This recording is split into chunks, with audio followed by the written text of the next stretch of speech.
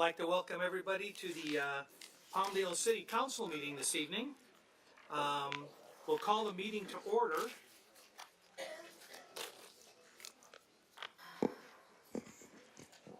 Oh my God, here. Oh my God, looking around. Ms. Betancourt, could you lead us to the Pledge of Allegiance this evening? Would everybody please rise? Place your right hand over your heart. Face the flag. Ready to begin. I pledge allegiance to the flag of the United States of America and to the republic for which it stands, one nation, under God, indivisible, with liberty and justice for all. We'll do a moment of silence in memory of our troops and first responders and whomever you choose.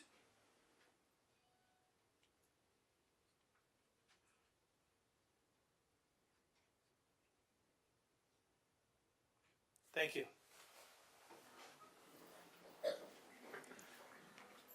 City Clerk, could we have a roll call, please? Mayor Hoffbauer? Here. Mayor Pro Tem Bishop? Present. Councilmember Betancourt? Here. Councilmember Loa? Here. We have a quorum with the absence of Councilmember Carrillo.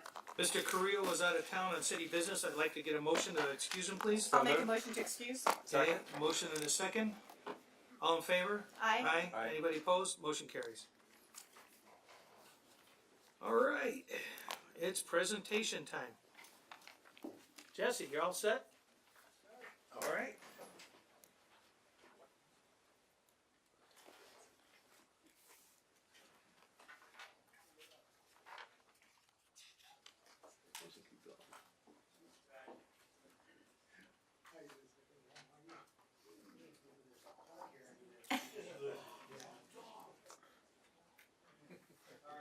So in our, each meeting, get an opportunity to have our local animal shelter here bring in a, for lack of a better term, a homeless dog.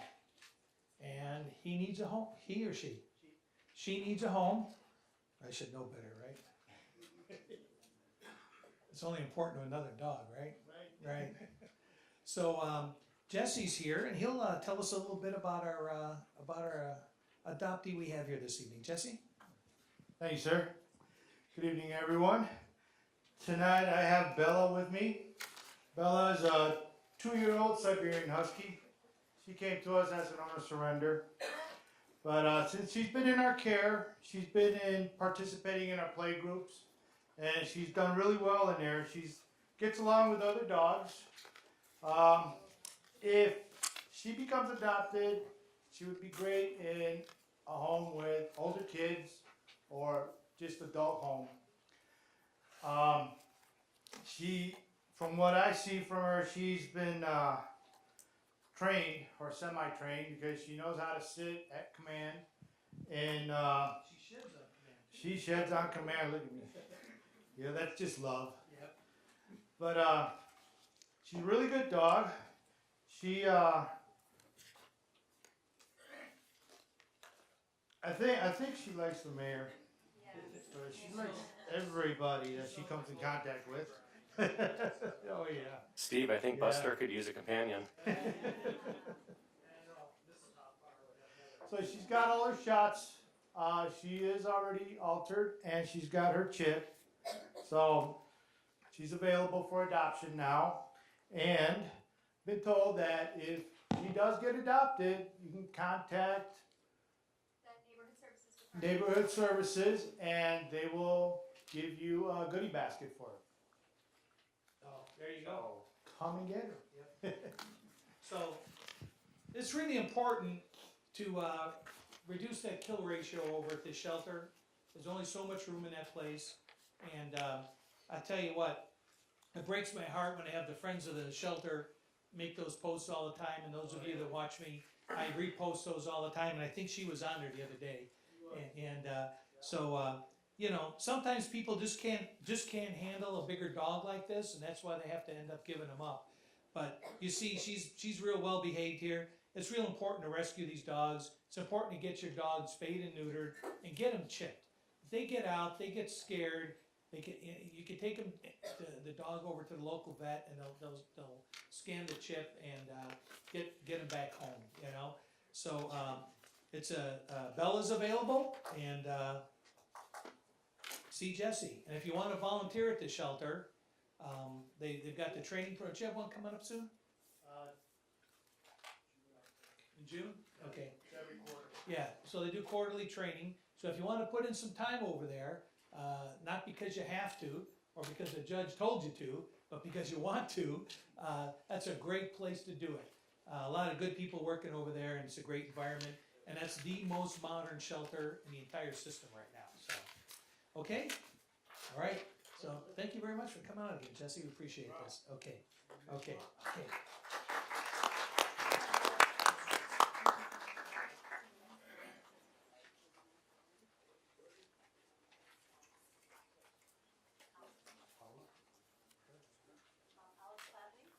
From our local Palmdale volunteer. Well, here we are. We have a proclamation here for the American Red Cross and 137 years. Huh? You don't hardly look that old. No. So why don't you tell us what this is all about? Thank you so much for taking the time to honor an organization that takes its time to take care of our communities. The Red Cross, this is Red Cross Month, and it was started by President Franklin Roosevelt over 75 years ago as a way to raise awareness for our critical humanitarian mission. Today we continued in the tradition of saluting more than 8,000 volunteer heroes in the Los Angeles region who help with families in need of shelter, military family emergency assistance, and donating blood and other things.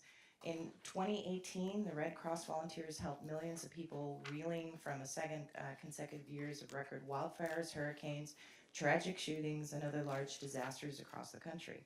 More than 250 volunteer heroes from Los Angeles region responded to deliver urgent relief and care in people's darkest hours across the country. Here in Southern California, more than 700 Red Cross volunteers worked tirelessly to help neighbors devastated by the Woolsey and Hill fires, which scorched more than 96,000 acres, destroying 1,500 homes. And other statistics here locally, let's see, in our Los Angeles region, we've helped families recovering more than 320 local disasters such as home fires, floods, and other residential damage, provided more than 4,900 services to military members, veterans, and civilians, trained more than 137,000 people enrolled in Red Cross classes, first aid, CPR, and other life-saving skills, and collected more than 147,500 units of blood. And in I guess the last thing is a plug. On March 27th, the Red Cross asked that people donate, and they are asking that people go to redcross.org/giving day. On this day of giving, $80 can provide a family of 3 urgent needs with a day's worth of food. A donation of $60 can help 6 people with meals, and a donation of $30 can help buying blankets for children and adults. 97% of the individuals who you see working with the Red Cross are volunteers. So we never ask for any recompense from the individuals that we help. So it really is individuals like you who are willing to give $1, $5, whatever it is that they can afford, or time and energy. Or a pint at a time. Or a pint at a time. So thank you so much for to the city of Palmdale for taking the time to honor the Red Cross, who honors its community. Well, thank you. You know, there's we spent a lot of time making this fancy proclamation up, so I'm going to go ahead and take a minute to read this thing here.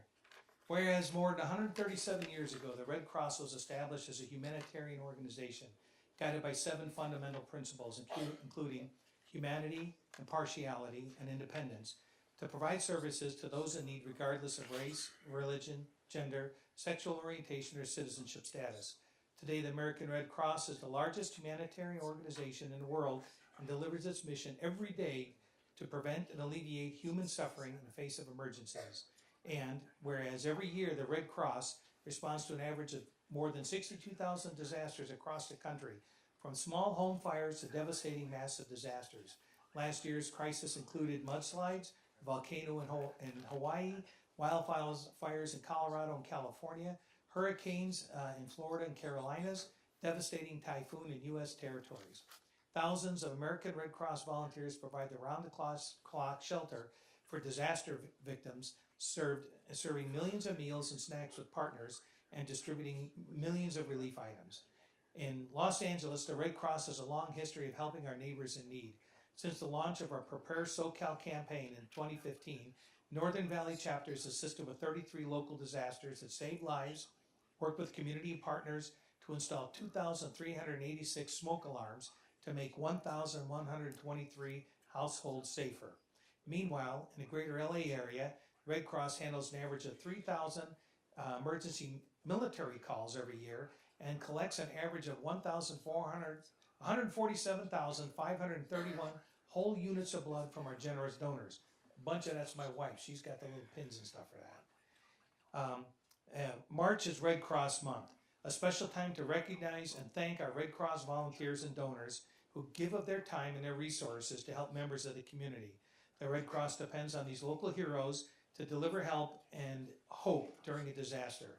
We applaud these heroes here in the Northern Valleys chapter who give themselves and assist our neighbors when they are in need. And the Red Cross shelters feeds, provides emotional support to victims of disasters, supplies 40% of the nation's blood, teaches skills that save lives, provides international humanitarian aid, and supports military members and their families. Now therefore I, Stephen D. Hoffbauer, Mayor of the City of Palmdale, on behalf of the entire City Council, to hereby deem it an honor and a pleasure to proclaim March 2019 as American Red Cross Month. I do encourage all Americans to support this organization and its noble humanitarian mission. So, I'm going to tell you something. Back in the 70s, so some of you weren't even born back then, I was with, before I even got on the fire department, I worked with the private ambulance service and I worked with Wilson Ambulance to do the first CPR the train-the-trainer program out here at the old Palmdale Hospital that is now a medical office building over on the east side of Palmdale. And that's when I started out with my first aid Red Cross card. Was an EMT, a paramedic, and now I'm a first aider all over again. And I'll tell you what, having a little first aid card can help you work with different youth organizations. You can work some of the foot races and things, and when it comes time and everything kind of hits the fan, you can get out there and help. They have training to be a shelter volunteer. They turn our Parks and Recs facilities into amazing shelters. You should see their operations when they get going out there. And they have their teams of guys that work the amateur radios. When I was on the fire department, the chief can tell you this, how many times they call the Red Cross because they have a family burned out. That's who gets these folks someplace to stay. Provide something to eat, something warm to drink, some blankets, and let's find a place for you to go. So they've got the ability to do that, and you got the ability to help them out too. So I really want to thank you guys. When you see the fires go on out of the area, go over Marie Kerr and Dominic Mazzari and Oasis and the rec centers there. That's where you see these folks set up over there. And again, they just do really amazing work. So can I get the council to back me up here and we'll get a picture with this? Let's step over here. And John will take the picture. Yep. You take the picture from this side because a doctor was cutting this. So, yeah, so why don't you come on over here. And let me get rid of this thing. Awesome. This way?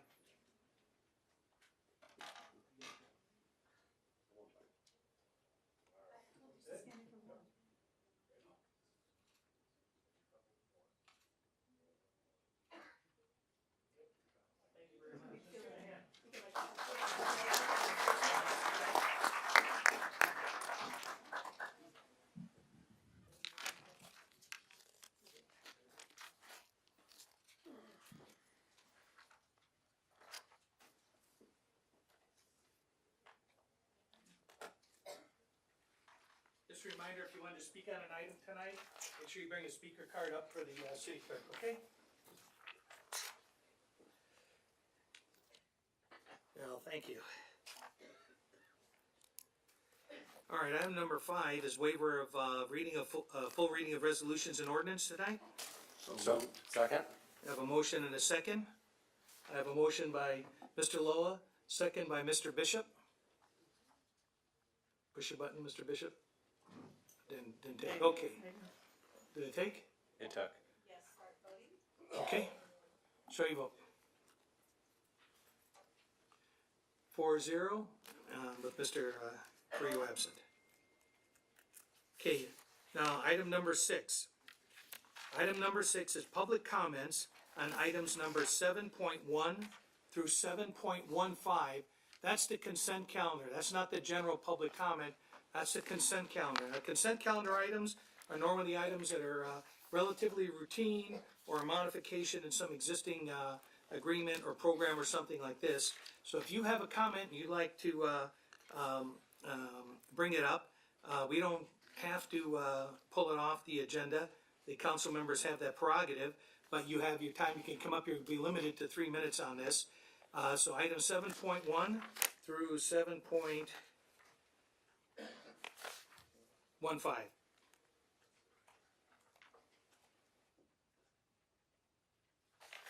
Seeing none, council? 7.1 through 7.15, sir.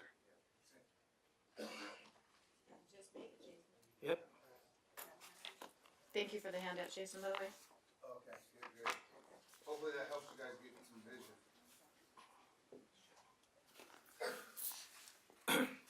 Which item is it? This will be,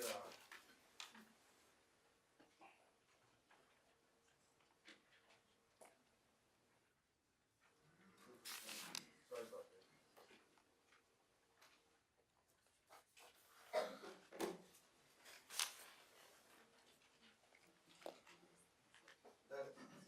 The addition of the capital improvements for the rest of the year, I believe that's in this section. One thing I didn't see, like a mid-year, budget increase, I didn't see anything for promotion for Palmdale or Antelope Valley. So I'm just wondering why there was nothing in this to add to the, fiscal year for the remainder for promotion of Palmdale. You cannot grow Antelope Valley. If you're sitting in, Singapore, if you're sitting in Beijing, you're sitting in Germany, you're sitting in Dubai, what do they know about Antelope Valley? They know nothing. Just that it's a sleepy bedroom community. We have to start thinking big. We have to start promoting Antelope Valley to investors from all around the world. We're a world economy now. We did more promotion back in the 1960s of Antelope Valley with the Palmdale International Airport. That's why everybody from all around the world owns a piece of property in Antelope Valley, because we promoted Antelope Valley. Why are we not promoting Antelope Valley? Ledford is gone. So we should have a cooperation between Lancaster, Palmdale, and the county. What's wrong? We have more money in the city budget and the county and the state than ever in the history of government. So why are we not spending $100,000? Lancaster chipping in $100,000. We have 50,000 commuters that commute 1 to 2 hours one way. Then they have to come back home. Why are we not fighting to create more jobs in Antelope Valley? It makes no sense whatsoever. What good is money in a bank account doing? The other thing is salaries. You guys are increasing the salaries. Let's talk about salaries. The 40 city seconds, attorney- whatever works. Huh? The city attorney is making some $26,000 a month, right? This is a guy that lost $7 million in the district lawsuit. Why is this guy getting this much money? He's in the top 1% of earners. Bertie is making $24,000 a month. This assistant city attorney's manager is making $15,000 a month. All these people, every time I see city employee, they're making a $100,000 bill. What are we getting in exchange for all these high salaries? Because we're not getting it. We're hurting in Palmdale. And I just think that we deserve better. Thank for you. all the money that we're paying out. Thank you. Anybody else on this item? Are you here on? Okay. All right, seeing nothing else, city But council? for the consent items, though, right, Marcia? Okay, Yeah, not that particular item, but consent items, okay. My name is Marcia Furman, and I live in Carrollside in Palmdale. 7.7. I don't know if it's a trick in the printing, or maybe they don't make sedans very often, but to get a new 2014 Ford sedans, I'm just kind of wondering. Yep.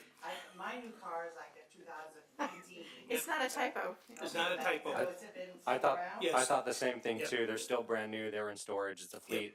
They It's were, a it fleet was a fleet buyout purchase, situation. and our staff was fortunate to be able to spot them, and they're brand new. They've been sitting in the garage, maintained, and we get the full brand new car warranty on them. 5 years not sold. Correct. Well, when some of these fleet guys will buy 100 or 200 cars at a time, Be sure to check all the rubber. yeah, no, they're doing that. Trust me, they've been through them Thank you, Marcia. from front to back. Anybody else on consent calendar? Okay, city council? Any item, or do we want to approve the? I'll move to approve. Second. Okay, I have a motion, a second on consent calendar. Any other comments? Yeah, did the second come in there? That's all. Okay. All right, we can show your votes.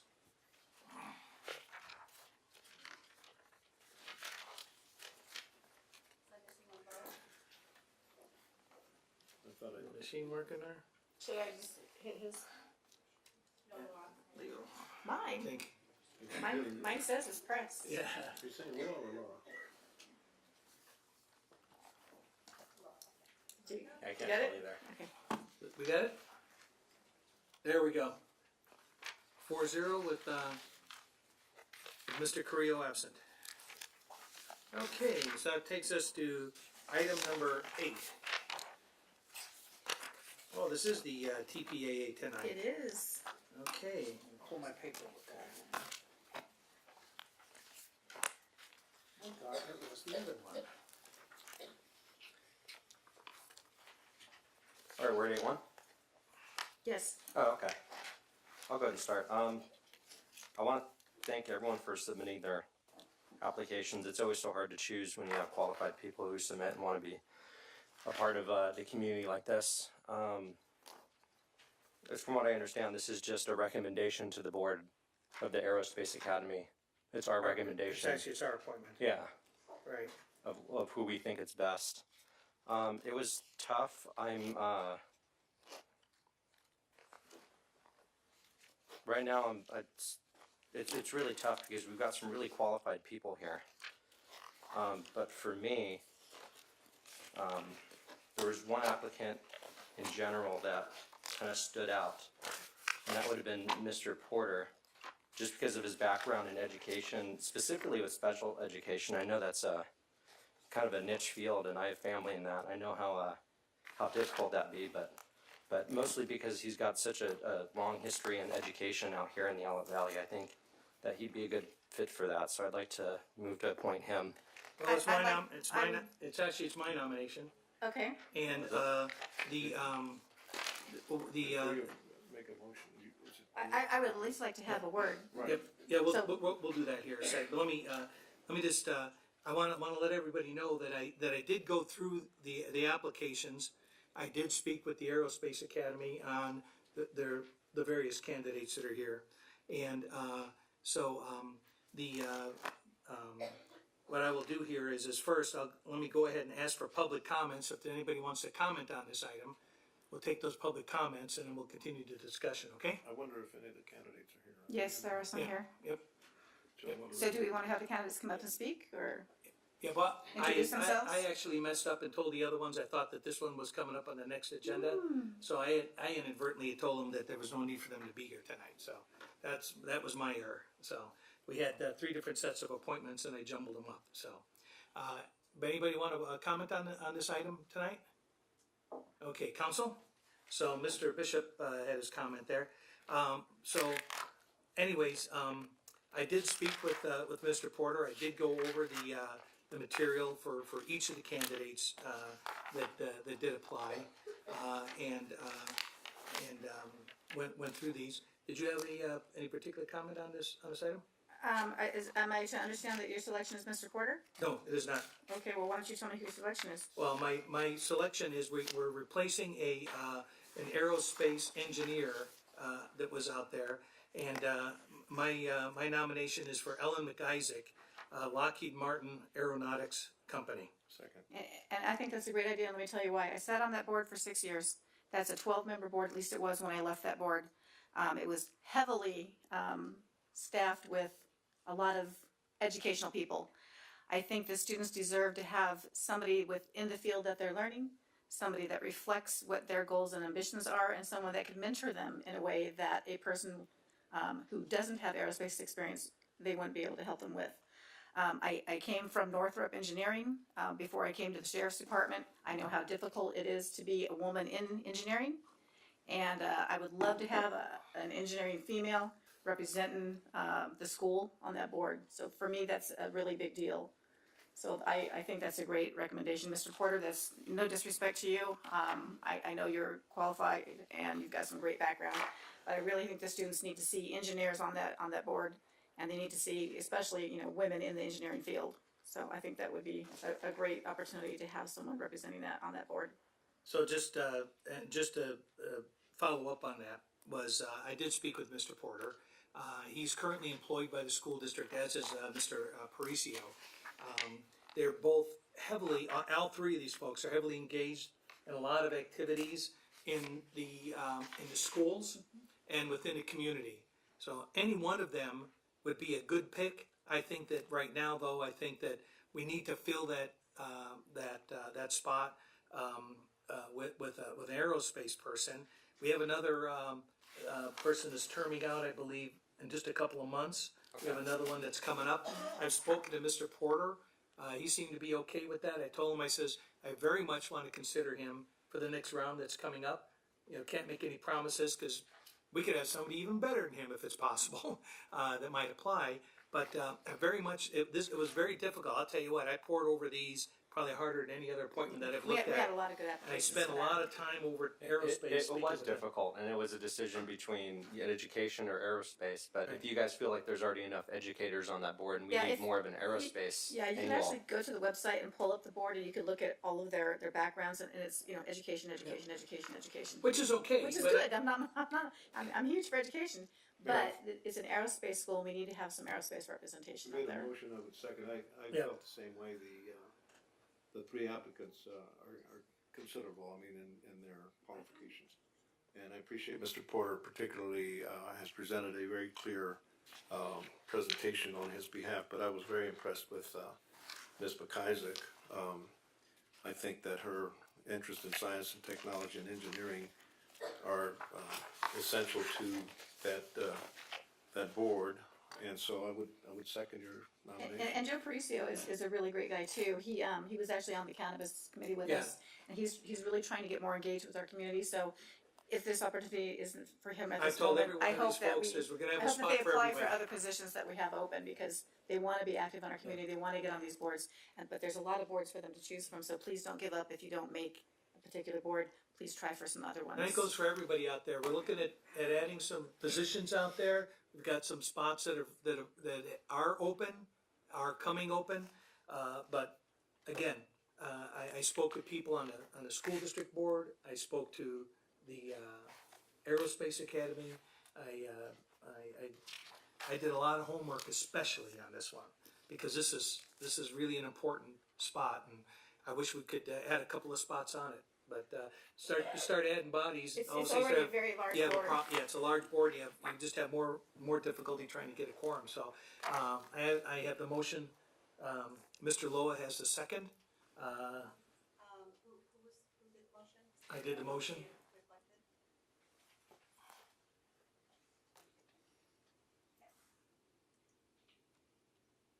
Start voting. Oh, no second required, okay. There you go. Yeah, no, we do it anyhow. Okay, that carries 4-0. Mr. Carrillo absent. Thank you very much.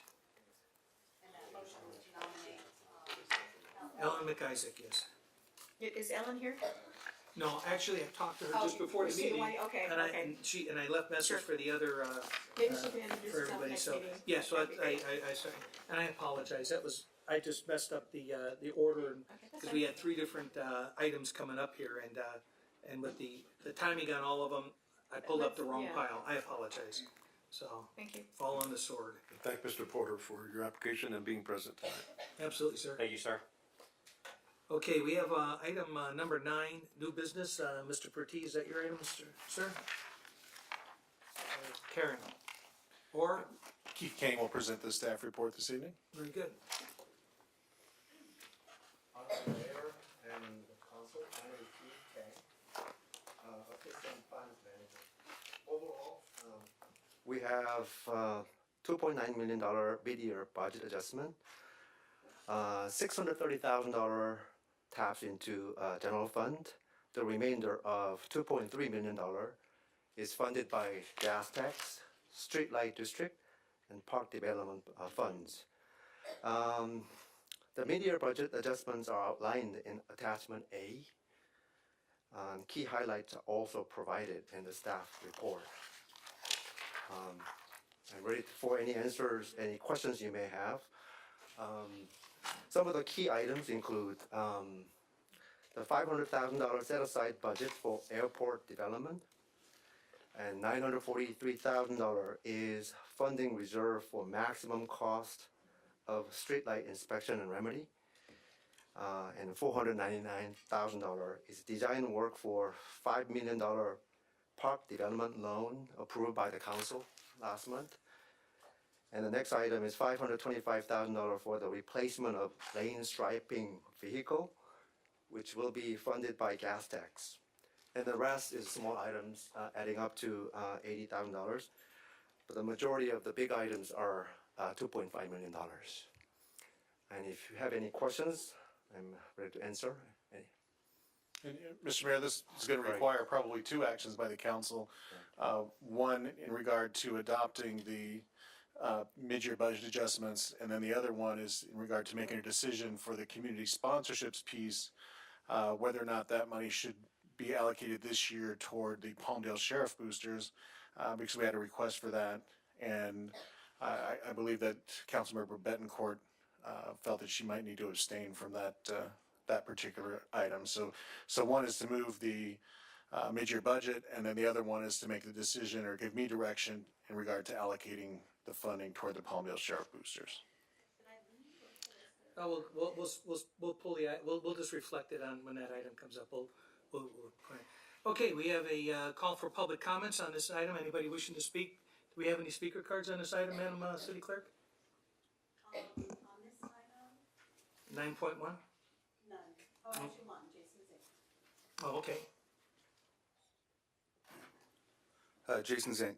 I just want to, my hat's off to the council. You guys made a promise, a campaign promise, that you were going to finish the parks that were promised this community. And I just want to say thank you for doing that and making that one of the first priorities of your administration. Also, I want to make sure that you spend money to hire lobbyists in Sacramento to get Sacramento park bond funds. Because, you know, Lackey and Wilk, they can do so much. But when you have a lobbyist that it's paid, that goes out with all the committee members and stuff that make the decision, it makes a difference when, you know, when you wine and dine those people to get, you know, money back, bring the bacon back to Palmdale. Okay, we And do so- have a group on board in Sacramento now, so, Yeah. yeah. So that sounds good. And like I say, I'm looking forward to seeing an agenda item to promote Antelope Valley and Palmdale. See some of that coming out of that 500,000 too, for the airport, Okay, great. so.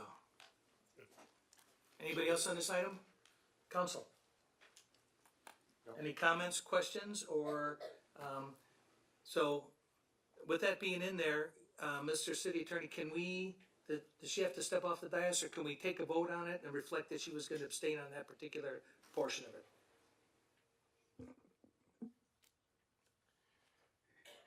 I think I'm just gonna step in the back just to make it easy on everybody. All right. Is that okay? It's a two-part That question. does make it easier, yes. It does. Okay, It just all makes right. it easier. Okay, so I'll take a motion to approve item 9.1 with the, not including the seed funding for the, Sheriff's Boosters? Mr. Mayor, Yes, sir. I would recommend that you do it all in one motion, because the I got item it. before you is to approve a mid-year budget, which is one of the mid-year budget adjustments. Okay, anybody So want I to would make that include motion? it in I that made the motion. motion. There's a mover, and we need a seconder. I'll second that. We have a motion and a second. Any further questions on the item? I just want to say that the other items that we've been well educated on these issues, but the one thing, the 25,000 for the Sheriff Boosters matches what Lancaster's doing. We are collaborating with both booster clubs, one from Palmdale, one from Lancaster, unifying our efforts to assist the Sheriff's Department in items that are not funded through the budget of Los Angeles County for the Sheriff's Department. So I think it's a good move, and I hope we all vote for this. It's I looked at it as leveraging some funds. And our boosters group is a little bit smaller than the Lancaster group. They bring in tens of thousands of dollars in support for our station as well. That's right. And so I think that this merely tells our deputies that we're going to step up. We're looking to help leverage it. It sends a message out to the community and the businesses, asking them to step up as well. So I think that's a good move, and I thank Mr. Lowell for championing this, and I know that I burned up the city manager's ear on it as well. So I thank you for getting that in there. I think these other items, I think this is a good move, and let's call for the question. Anything else? Okay, item passes 3-0 with Ms. Betancourt abstaining and Mr. Carrillo absent. Somebody want to go to the cone of silence over there and let her know, take the headphones off and come back in? Listen to music back there, The green just room. like TV.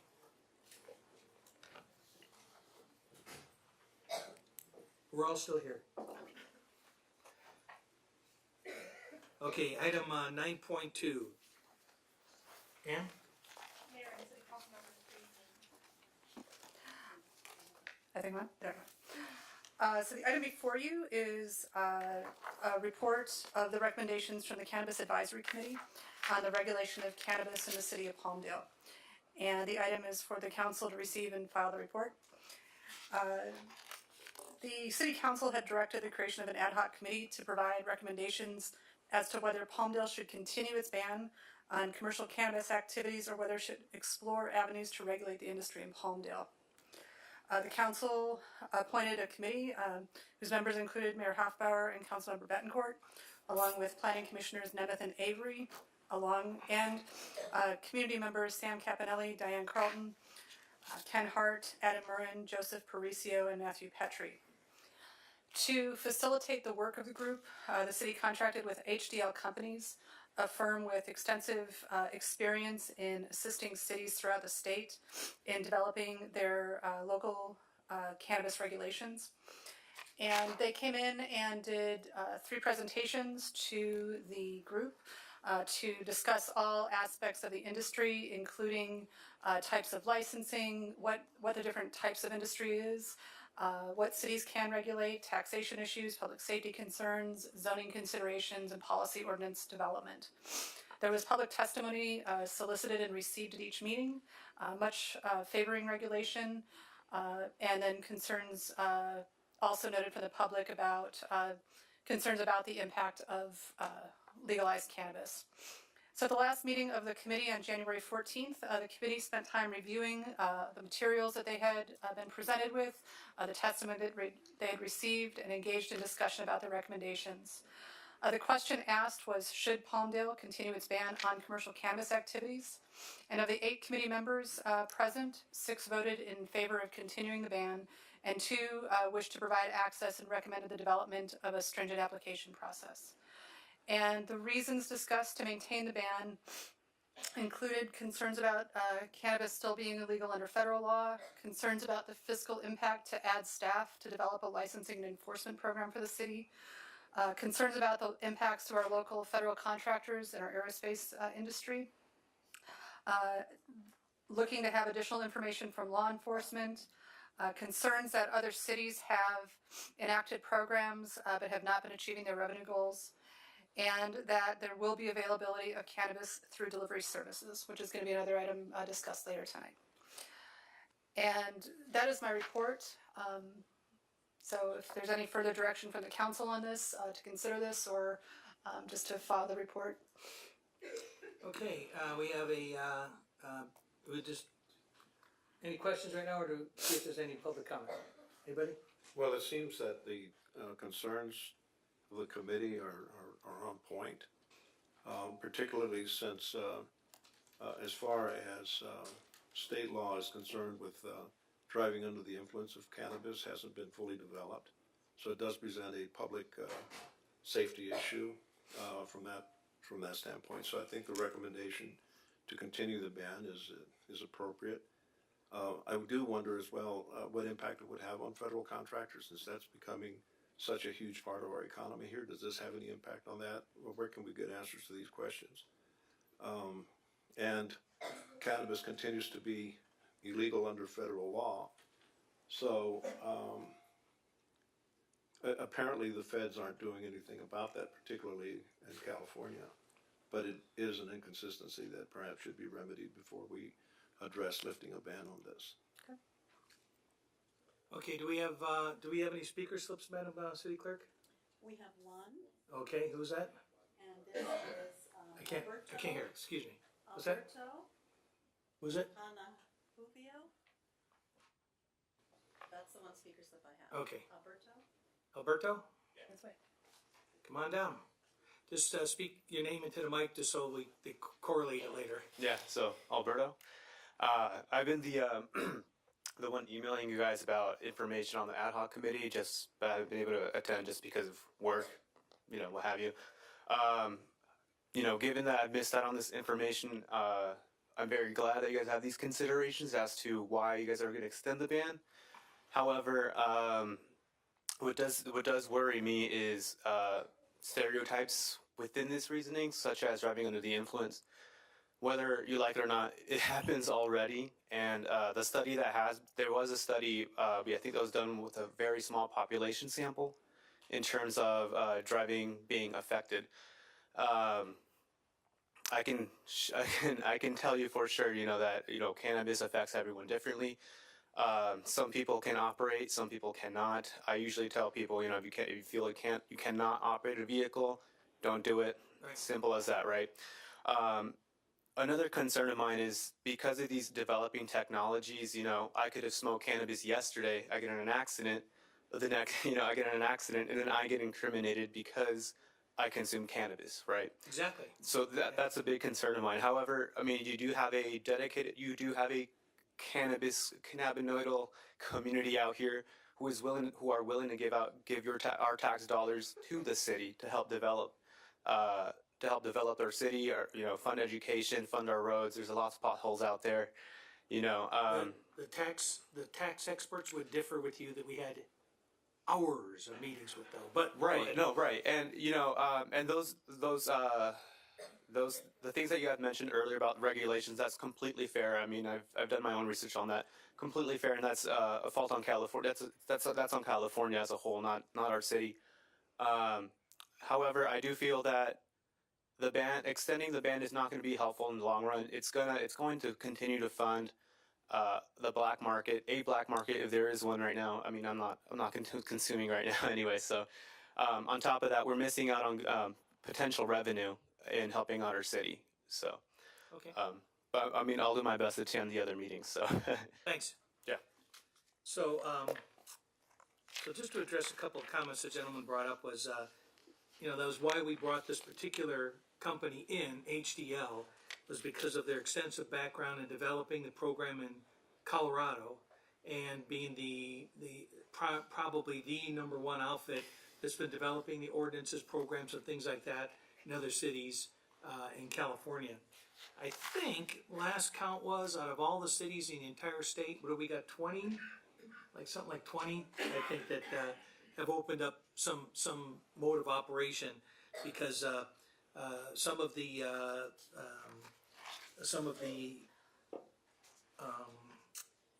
some of the ideas that they might reap this massive fortune from it just weren't coming true, and some of them, like Vallejo, ended up laying off a bunch of people.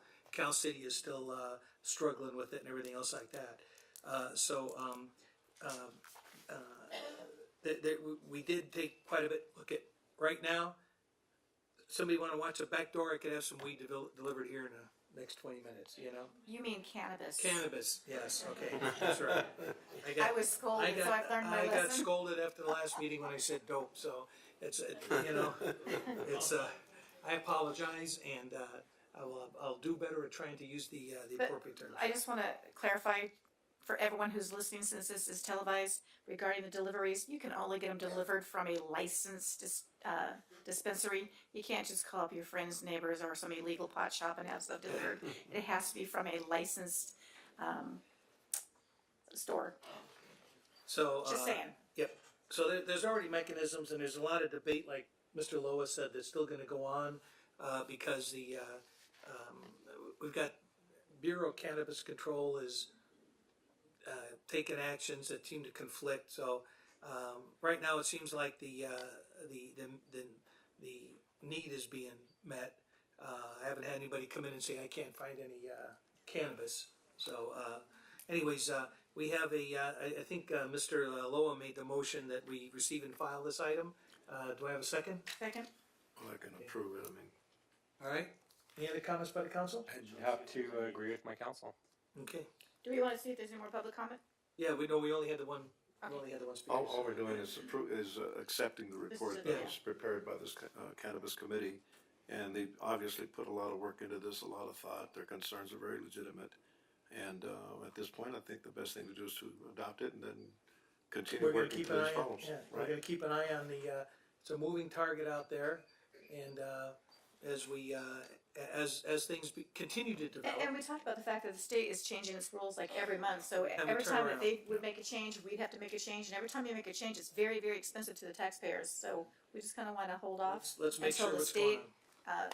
solidifies what they're going to do before we spend a lot of money doing anything and then having to keep changing it. Again, all we're doing here is accepting the report. It doesn't mean that we stand one way or another. We're just accepting a report. That's correct. Okay. Okay. Call for the vote. Break the machine. I'm pressing as hard as I can. So Laura, I just need a vote. I'm trying. I'm pressing. Last month it was me. 4-0 with Mr. Creel absent. Okay, public hearing item number 10.1. Who's the presenter on this? That would be me. Thank you, Okay. Mr. Mayor. First thing I'll do is I'll read the title of the ordinance into the record. It's ordinance number 1522.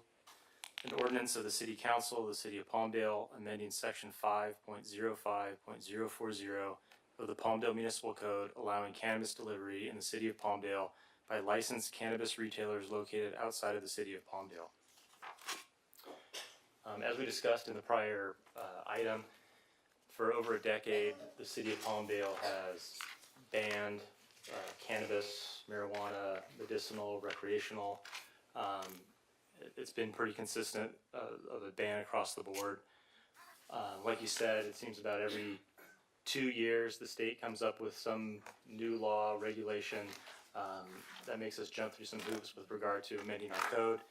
The most recent one is the Bureau of Cannabis Control promulgated comprehensive regulations regarding the cannabis industry. One of the specific regulations that we're dealing with this evening is there's a regulation that says a delivery employee may deliver cannabis to any jurisdiction within the state of California, provided that such delivery is conducted in compliance with all delivery provisions. This regulation is in direct conflict with the city's current regulations with regard to cannabis delivery. This was an issue during the regulation process. There were multiple cities across California that opposed this regulation. They are arguing that the Bureau of Cannabis Control is exceeding its rulemaking authority and that allowing delivery of cannabis in every city is effectively eliminating a city's local control over cannabis. Recently, several jurisdictions in conjunction with the League of California Cities have taken steps to initiate a lawsuit to challenge that delivery provision. In addition, legislation AB 1530 was recently introduced, and that proposed legislation will expressly provide that cities have the authority to regulate, including banning delivery of cannabis. However, as we sit this evening, our ordinances are in direct conflict with the regulations of Bureau of Cannabis Control Regulations with regard to delivery. The proposed ordinance 1522 would amend section 5.05.040 of the Palmdale Municipal Code to allow licensed cannabis retailers that are located outside of the city of Palmdale to deliver cannabis within the city limits. Retailers would be required to make those deliveries in compliance with all state laws and regulations. And approving this proposed ordinance would harmonize the city's laws with regard to cannabis delivery with those regulations established by the Bureau of Cannabis Control. I'm available for any questions. It's my understanding that the delivery drivers have also got to be fingerprinted in background. Is that true? There is a regulation process.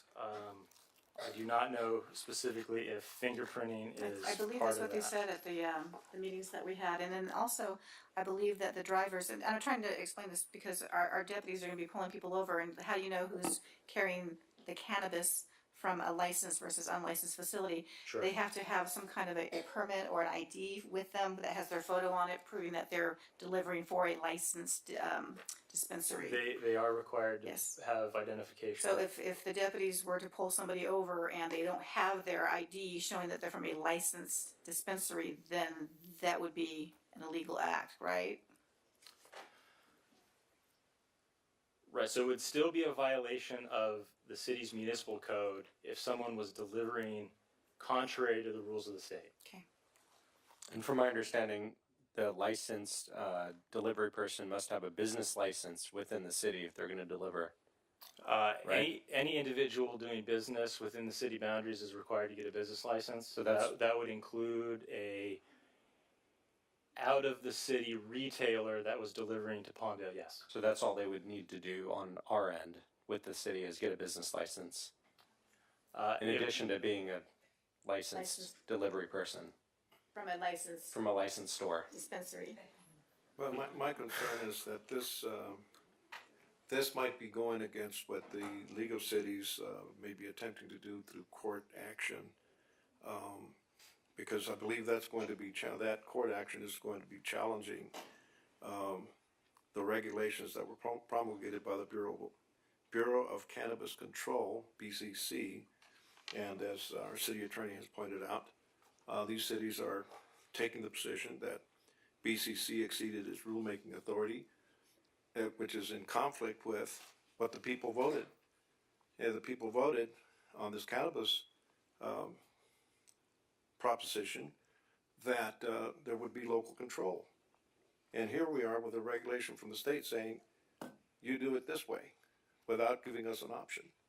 So my sense is we should wait on this until this begins to clear up. There's a pending assembly bill. We're going to be asked whether we're going to take any action on the lawsuit, and I think it would be premature to be adopting an ordinance at this point.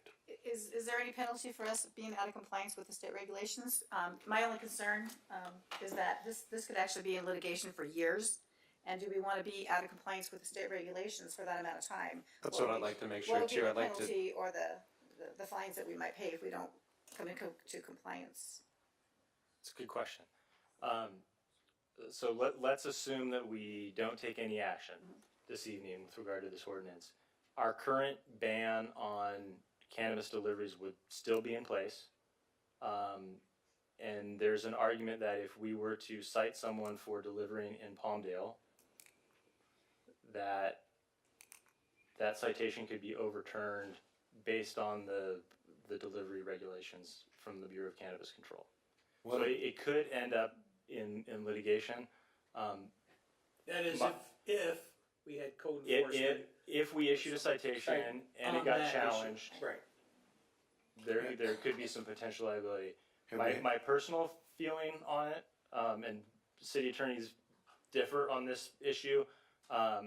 It's my opinion that the coalition that the League of California Cities is creating, I believe that litigation will ultimately be successful. Right. And there aren't any instances, are there, of any citations that have been issued to people for delivering cannabis in our community? I would have to check with code enforcement or the sheriff's department, but I'm personally not aware of anybody being cited for being a licensed retailer delivering in Palmdale. Right. And once, I'm sure there are people that have been cited for possessing and selling cannabis. right, but that's a different issue. Right. That's it, that's separate Totally from different issue. delivery. It's not at the city level. Right, and so we do have a lawsuit that I think we're gonna be asked to pass on this very evening. And there is a pending assembly bill that is going to seek to restore control to local, to local. Resolve the question. Right, so it seems to me that the legislation at the assembly level will be acting quicker than the litigation. Litigation, we all know, takes a substantial amount of time, although there could be an injunction issued at an early level. So I think my sense is that we ought to wait on this and take no action. I'm concerned with how long that could take, and I would like to do everything we can to fall within the state guidelines. Yeah, but the state, right now, that's the debate. The state, BCC, a division within the state, has violated the rule that the state has put out. So that's what we're seeking to get resolved. So I think I agree. I think we need to get that question resolved. Richard, do you know when the assembly bill is gonna be brought forth? No, Yeah, we've been trying to track that at the league as well, so. So the assembly bill has been initiated, Okay. but I don't know when it'll In theory, either be we'll killed start or seeing those things adopted. come forward. It all As it depends on is. how many, how many committees it might get referred to. And quite frankly, it seems like there's quite a bit of support to get this question resolved, because it'd sort of be like, we have a city ordinance and some division within the city decides they're gonna do something different than what our city ordinances say. Well, somewhere along the line, that's gotta get resolved. So I got a feeling this is gonna get resolved pretty quick.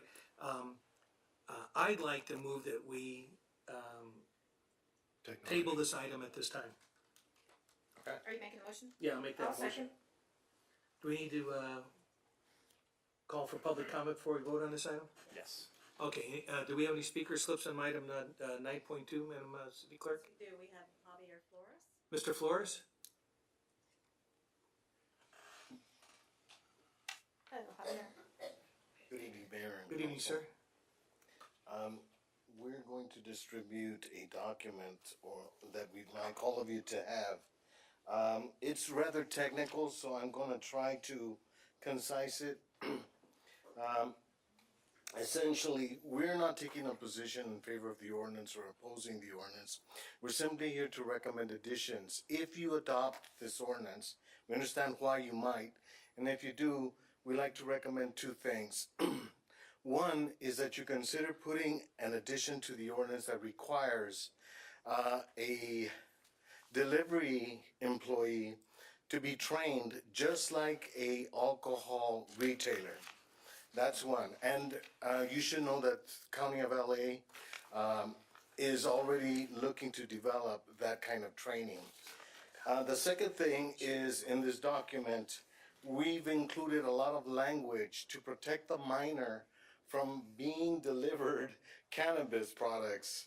And all of That this doesn't comes happen, from. does it? Pardon me? That doesn't happen. I'm not sure if it does or not, but our emphasis and our focus has always been youth, our underage youth.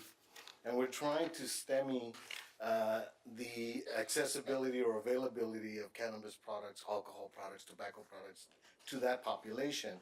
So we've included in this document a lot of language that's actually coming from the state that would help protect the youth. And we're hoping that you consider it then, you consider the language and you consider adopting a provision that allows for training so that we can protect our youth. That's essentially And it. Javier, before you leave, I know you and I know your organization, but for people that are watching on TV right now, can you tell what organization you're with? Yes, You're saying Javier- we, but tell them which one. Javier Flores with Public Salud and the Palmdale Prevention Community Council. I think you pointed out another reason we should table this so we can consider your proposal. So, and I have a question for you, Fred. I tried to get this question answered. Are liquor stores allowed to deliver alcohol to places, homes and so on? Do you know? I mean, can the liquor stores get a call and they can go deliver a pint of, I believe Jim that Beam? actually depends on the municipality. If the Right. municipality allows it, I don't think ABC prohibits it. I That don't I'm think we aware have of. an ordinance in No, Palmdale that allows you that. don't. You don't So- allow it. Richard, don't give them any ideas. Yes, please. Opening a can No, of it's not, worms it's here, not that, Mr. it's Malone. not that I wanna open up a can of worms, it's just that I think there should be consistency Yeah. in the way that intoxicating items ought to be delivered or sold and controlled. Right, I get it. You want to make sure that everything's about the same. Level playing field. Right, yeah, except, level. except for the fact that we allow alcohol to be sold in a majority of stores here, but we do not allow cannabis to be That's sold true. within our, But all, stores. these are all the issues that are being fleshed out that need, further consideration before we take an Absolutely. action on the ordinance. We agree with you, and we've actually written several articles commending your stance on marijuana and cannabis in the city of Palmdale. Thank you. Thank you, Mr. Thank you. Flores. Thank you. Could you make sure you leave a slip of theirs so we know? Keep track of everything. My name is Marcia Furman. I hope you'll bear with me a moment because I may seem like I'm kind of straying from the subject. I've been coming to council meetings for a long time, and a lot of times when I come, I don't plan on speaking, and something kind of riles me up, and I end up here at the podium. I understand bookkeeping and trying to keep track of the records, and submitting the speaking forms is great, but it should be made clear that it is not required to submit a speaking form to get up and talk at these city council meetings.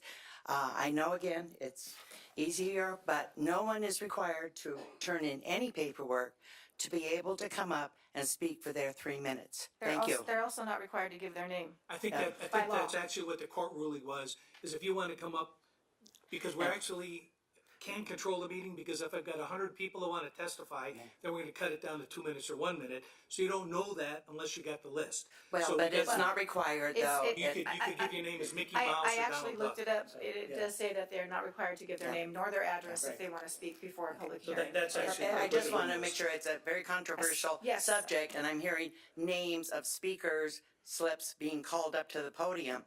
That's not been the practice in the past. No, it's never been People the have- practice. Even if they've turned in a slip, are not required to come up unless they want to voluntarily. That's I'm correct. just, Thank you. just pointing that out. Thank you very much. Thank you, Thanks, Marcia. Marcia. Anybody else that didn't bother? Naturally. Just Jason Zink. Just food for thought. I think Stater Brothers and stuff, I think they deliver groceries to your house. And I think they deliver alcohol too already, so. I don't Maybe- believe that they can deliver alcohol nor Oh, they tobacco. Oh, okay. I wasn't sure about that. Okay, But, it's a good question when you look at it. yeah, it's a good thing to think about. But the other thing, marijuana's been legal now for what? For a year? So, but yet I have yet to see a campaign with the high school district, the elementary schools, the county, or the city council on telling youth about how bad marijuana is to the brain until you're, of at least, 19, 21 years old. Right. And the longer we can prevent kids from doing pot and stuff like that, the more, the chance are that they'll make it and get a higher education and move on. So I would like the city council to put $10,000 towards a campaign in the schools. Why can't you put a poster, above the drinking fountains in all the schools that talk, educate our youth? To me, it's just, we always talk about enforcement. How about education? That's all. Thank you. Thank you. When you said higher education, that was no pun intended? Higher education? All right, so I think we have a motion. Do we have a motion on the Yes. floor then, in a second? Yes. Oh, wait, one more, we have one more speaker? Oh. This is why we want the slips, because we can, No, I have a actually, bunch of people here, I don't know what they're gonna speak no, on. actually, I just wanted to go along with Marcia. I thought I had to, so Ah, that's it. Thank you. Oh, and also, real quick, unrelated, but can you guys move the trucks, park them elsewhere for the Pokemon Go players? So. It's different issues. This is on this topic. All right, We'll get call on for the that. question? So we need a motion? Yes, I had a motion, I believe, I thought we were, who would the second? I think it was. Laura had the second on it. So you had the motion, Steve? To table the item for further consideration later down the line to a time unspecified. So start voting.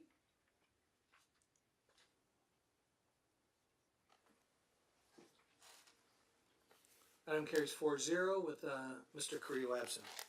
So that was public, let's see. And we're at 10.2.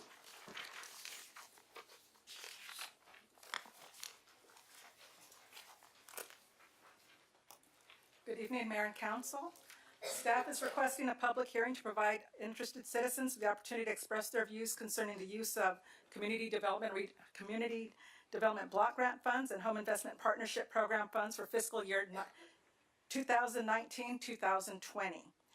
And we have available an estimated $1,200,000 of CDBG funding and an estimated $350,000 of home investment partnership program funds.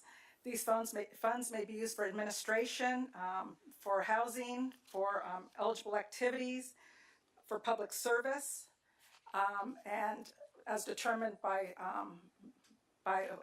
determined and recommended in our action plan that will be put forth in May. We did put out a notice of funding availability in December and January, received 2 applications, one for South Antelope Valley Emergency Services, one from Meta Housing for Juniper Grove, 2 from Meta Housing from Juniper Grove for CDBG and for home funds.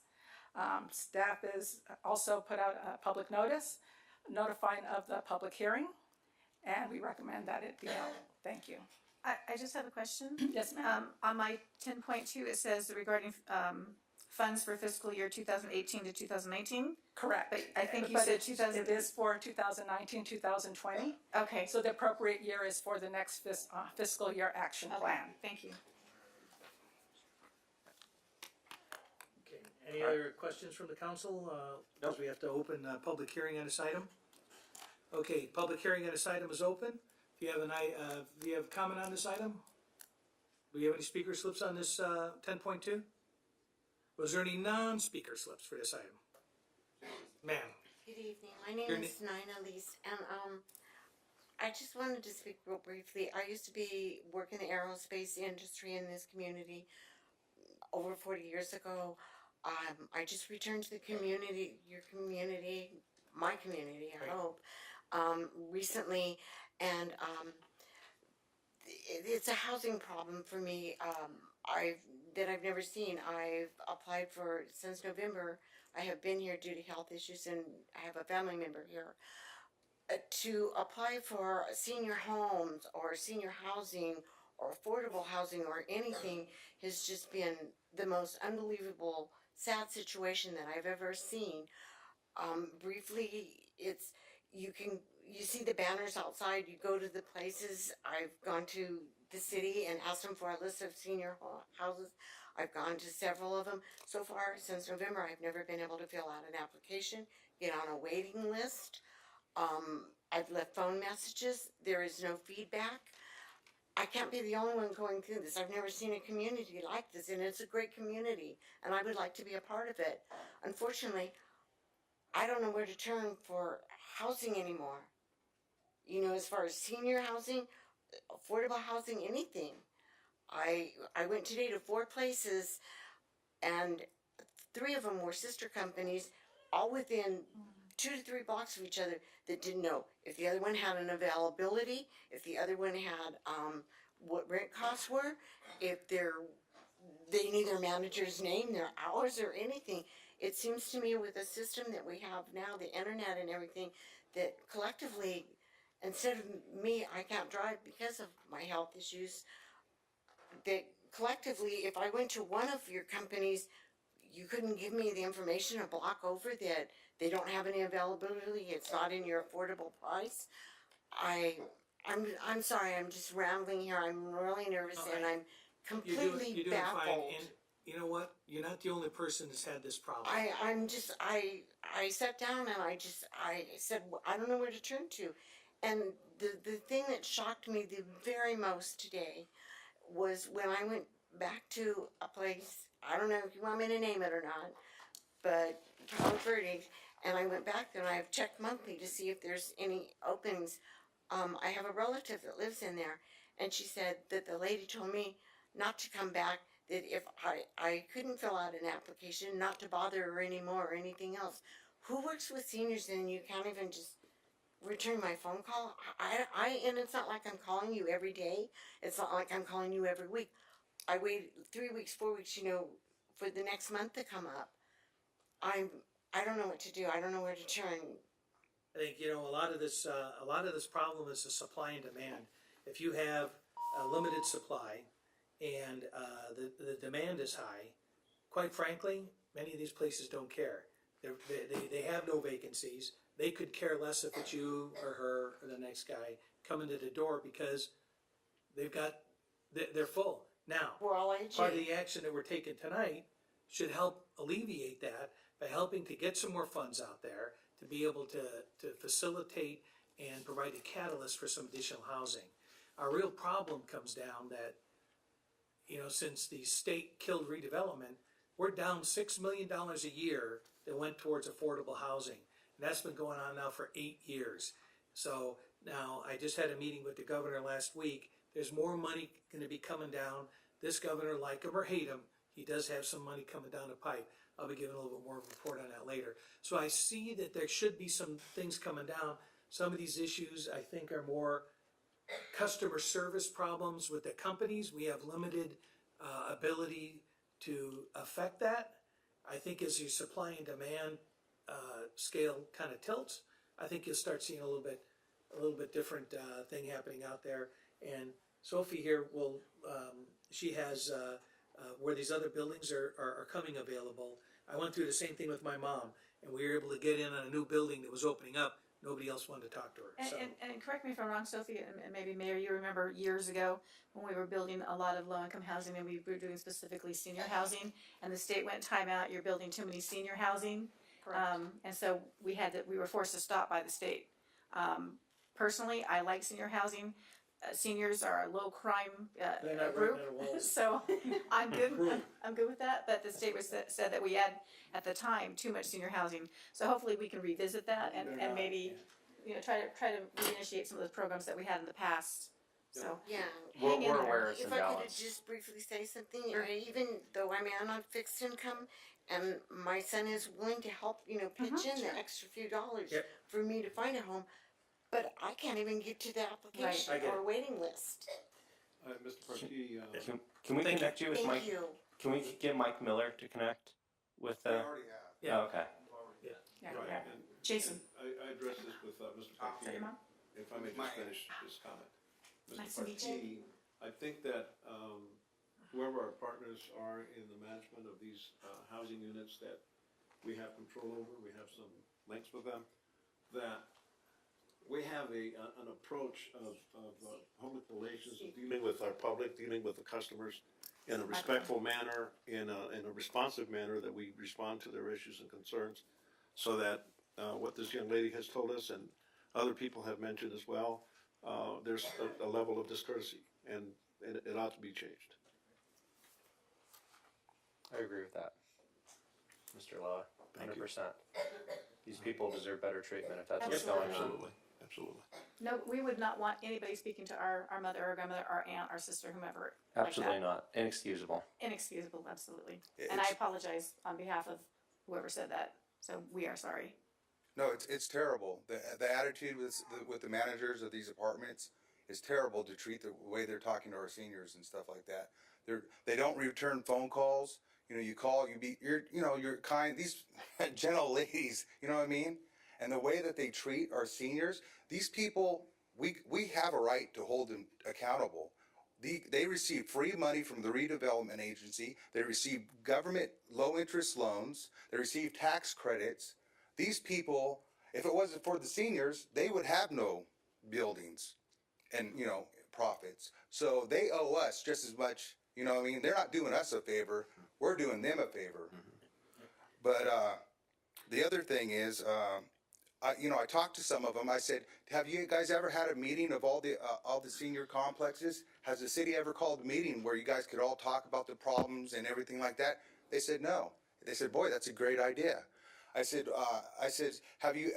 Mike Miller, I was in there with the meeting with him, and Sophia, and I asked them because I figured if I go to them directly, they're going to help my aunt. They're going to help my other aunt, who is, she does Meals on Wheels. She delivers 20 to 30 meals a day to seniors. She's 70 years old. She's working. She has to work in her 70s in order to afford a senior complex, to live in a senior low-income place. And her knees are going out. You know what I'm saying? And so I asked them 2 years ago about the assistance for her, where she can get a subsidy. And they haven't done nothing, Mike Miller and them. That really upsets I me. think part of the problem is a lot of those assistance programs went away. But I think again, 2 years though? Yep, yeah, and that's part of the problem. I mean, even the programs where we used to do help with repairing the water heaters and things like that. Those things, I know, but didn't we just pass Measure H, a homeless measure? So why don't we ask Barger? Right now, Antelope Valley contributes $12 million a year. Palmdale alone contributes $5 million a year to the homeless fund in our city. Our city, $5 million a year. Why can't we ask Barger to write a check to help subsidize these seniors? I understand why seniors and people are homeless, because of the way that they're treated. Why can't she just fill out one application over at the senior center, which closes down at 11:30 and kicks the seniors out on the street after 11:30, which is that's wrong. not true. I go there a lot, and I'm there. They kicked and her you have out. to do- They kicked her out. Well, not every day. Not every day. On Friday. They have a fluctuating schedule. Okay. So. But the thing is, why we're paying all this money to the county? Why aren't they giving it back? We need to start fighting for Palmdale. The other thing, why can't she fill out one application and it goes to all the places? You know what I'm saying? Why does she have to go and drive to 12 different Maybe there's places? something here for an ombudsman program or I something. think that's a great idea. HUD I funds do. should be We need used to have for. a senior group. Let's talk about that some more. You were gonna call me. No, I want a workshop. Okay. I want a workshop for the senior. But let's talk about these funds. We're up. Okay. Time's up. I know, but I was helping her out. But I just want to talk about this. There are no sidewalks going to Corson Park within a quarter mile. People have to walk in the street. Why can't we use some of these CDBG funds for that? Well, look at the capital improvement Okay. program for that. Also, I want to tell people about this. The Spectrum Internet Assist Program for $14.99, people that are on SSI, seniors, if you're a senior citizen and you receive supplemental income, if you're a student and you receive free lunch at school, you are entitled to free internet from Spectrum for $14.99. Okay? Spectrum will never tell anybody this because they'll lose money. But we need to get the word out because there's no reason for a senior citizen to not be able to have Netflix or something, that, you know what I mean, in this day and age of the internet. But let me just say, my aunt pays $71 a month on internet. By her going into this, that saves her, 60-some dollars. Thank you, because my mom She was spends just changing, so I need to $850. take a look at what She's she's- on limited income. She spends $852 on the internet a year. By doing this, she'll spend $180. That saves her $672 a year. Okay? If I helped 1,000 people tonight hook up to the Internet Assist, that's $675,000 I just saved the community. If I help 10,000 Do me a favor. households, that's $6 million a year I just helped save this community. Jason, Give me some more information. we gotta move on. I know, but the Thank thing you. is, you guys, I want you to put it on the website about this program. If We you'll will. do More that, information on it. Thanks, Jason. okay. Thank you. Okay. All right. Move to close the public hearing? Second. And motion and a second? Wait, What? it was Well, Barry. okay, you Come on, gotta Barry. say something, All right. Barry. I can't Was mind read. waving. Come on down. Motion to reopen. Steve. Second.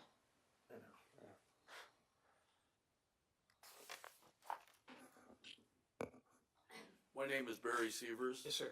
I live in senior housing, have for 11 years. Almost all the senior housing around here is money. It doesn't mean that you don't qualify because they never check on anything. We've had lots of problems in the apartments that I live in, just for the fact that they just want the money.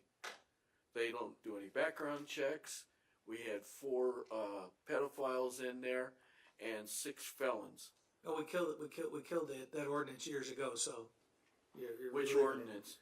The sex offender ordinance, so. Okay, so we get to have those guys in our. Yes, you do. Lovely. Anyway, this lady that came up here, I know what she's saying. She's just not going to the right places, and I just offered her to help her. Because there are people out there that will help you, but I know the routine, and as the rents go up, you're going to find less and less and less availability. We're supposed to get 31% in our building alone.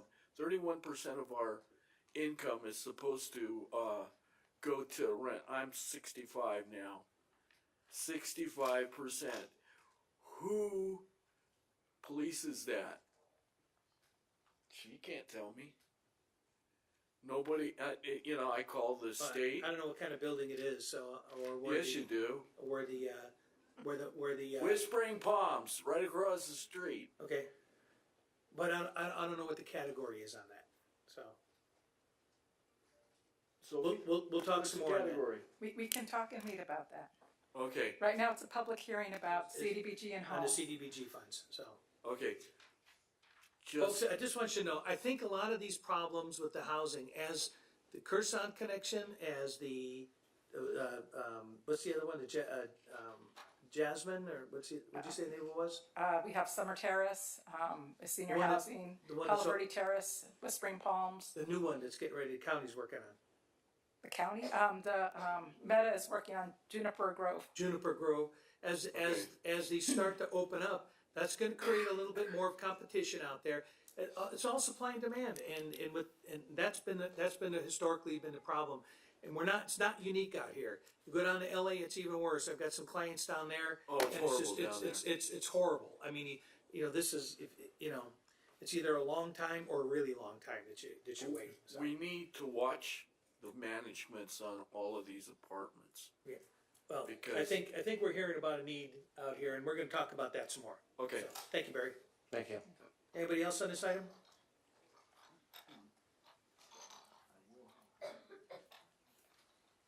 On CDBG funds, sir. Hello, my name is Petro Slovakian. Just moved to Palmdale about a year ago, and I have 11 acres, and I wanted to dedicate sort of to a housing community system. And I was looking for like partnership, like where we can start, or if it's in need to. These are the guys, and where's Mike? Mike, right over there?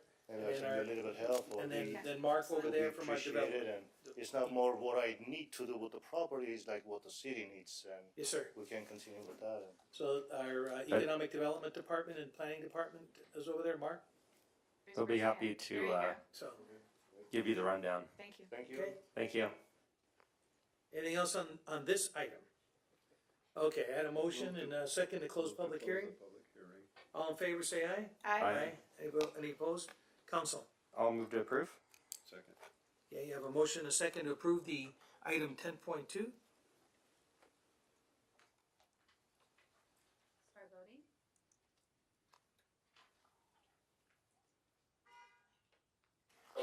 Thank you. Item carries 4-0 with Mr. Carrillo absent. Item 10.3. This is, oh wait, am I in the right one there? Yeah, 10.3. City Attorney's Office, please. Thank you, Mr. Mayor. 10.3 and 10.4 are related ordinances. So before I get into each individual item, I was just going to do a little background. Late last year, the city of Palmdale entered into a community workforce agreement with the Los Angeles Orange County's Building and Construction Trades Council and the signatory craft councils and unions. And part of that agreement was to create a goal to hire local workers on construction contracts. And as part of that, There were goals that were established of 30% of all construction labor hours worked on applicable projects to be from, quote, veterans, women, and individuals who have successfully completed the building trades, multi-craft core curriculum, pre-apprenticeship program, and, quote, qualified area residents. In addition to that goal, the workforce agreement also established an additional goal of 10% of the total work hours to be from transitional workers as defined that were residing in the greater Antelope Valley.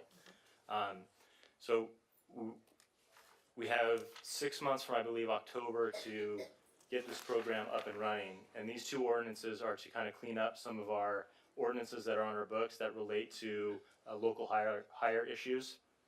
So with that said, I will start with the first one. We need to read the And I will read introduction to the that ordinance. into the ordinance. Bear with me on this one.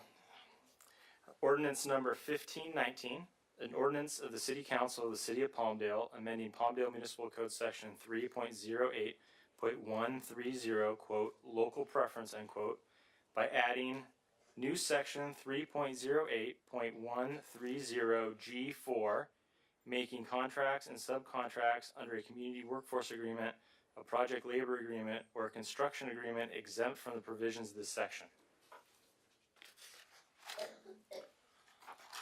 Okay, so I need a voice vote to introduce the ordinance. Is there, Second, There was a motion? okay. was that a motion? Was that a motion? What was that? No, I thought we had a public comment, but I guess there's not. I'll move it. Okay, we have a motion by Mr. Loa I'm the second. and a second by Ms. Betancourt to introduce the ordinance. All in favor? Aye. Say aye. Aye. Aye. Do we need to push the machine on that one? Okay. All right. So we have I'm going to open a public testimony on this item. Anybody wishing to speak, please come forward. Jason Zink. You know, I was just wondering, has the council talked to any local contractors about this? Oh, yeah. You have? Because you guys, have you talked to the Chamber of Commerce? Are they supportive of this? I don't know that the chamber has an issue with this. They haven't said anything either way. Okay. Because this basically requires that all jobs are union workers, correct? Not necessarily, no. Not necessarily? No, it does No? not. We had a whole series of workshops on this issue a while Okay. back, so. Okay, because like I say, the union's good sometimes, but sometimes the union is very bad, because it's always about them. And Kinkasharo, I always want you guys to remember Kinkasharo. The union killed that. Yeah. They were gonna break ground on a new facility out on Avenue M, right? They killed this community because it was about them. And they weren't looking at the big picture. They weren't looking at the community. So let's keep it on this particular No, issue. this is about this. This is about, because you're doing away with the local preference. So local people were able to get preference on projects. This is doing away with that. So the other thing is, the city spent over $4 million on a dry sewer pipeline on Avenue N, Columbia Way, because they thought they were gonna get this Kinkasharo plant, right? That money could have been used for 4 Points, to bring sewers to 4 Points. The union destroyed Kinkasharo, and now instead of building a new $100 million facility, they stayed at Site 9, right? So I always want you to remember that the union's good, but sometimes the union's bad. And if they're ever gonna interfere with hiring local youth and stuff like that, then we gotta push back on the union. I would like all 5 of you, he's absent, to make a commitment that you will not accept any union dues in any elections. That you'll only receive money from local people, because these unions, they control too much. Have you been out to Kinkasharo? Huh? Have you been out to Kinkasharo? No, but I know it would have been nicer to have because if you would have broke ground on that, it would have created a synergy and created more opportunities over there. Now you look at it, it's just desert land. But if you would have had a $100 million building over there, it would have drawn more companies to Palmdale. Okay. So the union killed Palmdale. I always want you guys to remember that. Thank you. Anybody else on this item? Okay, council? Insofar as the local preference for, when it comes to public works items, the local preference hasn't been that successful in attracting local bidders. That's correct. And This doesn't affect, though, the local preference for vendors of goods and services. Also correct. Okay. So it makes it easier for local people to apply. I'm sorry? It won't make it easier, or make that, it's less limitations, or makes the rules more defined. Yes, there's a better defined process for which contractors can obtain local work or local labor through the CWA, as opposed to. So contrary to the previous comment, it does not kill the local preference. No, it's just a different, redefining it. it's a different way of defining local preference. Okay, so it allows us still to give a local preference, so, okay. And when it comes to goods and services. The local preference rules regarding goods and services that are existing in our municipal code will remain the same. This exemption only applies to projects that are subject to a CWA or a project labor agreement. And the CWA has different but also robust local hire provisions. And it also comes with apprenticeship programs that are going to be beneficial to the youth of the community. Right. I think you weren't here, Richard, when we did the workforce agreement with the unions at the time, and we'd had that written into He was it. in the audience. I was here. Oh, you were here? Okay. I was you here, just saw not it. up here. Okay, right, sorry. But that's where we put in the training, the youth, the percentage of women that have to be on these groups, that type of thing. So.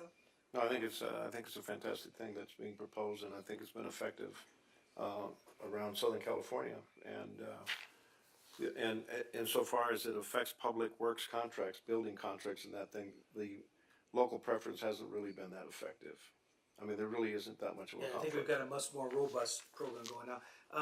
City Clerk, do I need to have did we close the public hearing? Okay, motion to close public hearing, please? Second. Okay. I think Motion it was second, just all in the favor? wording of this that was about as clear as mud for most people that were reading it from the public stance. So. Duly noted. Nice write up. Did I get it? Yeah, nice write That's up. what it is. Sorry, I had a little surgery today and it's creeping back out on me, so. All right, so with a motion and it's sort of, do we vote on that then? A motion to close public hearing? All in favor? Aye. Okay, all right. So do I have a motion then to adopt ordinance 1519 then? So moved. I have a motion by Mr. Loa, I'll second. a second by Ms. Betancourt.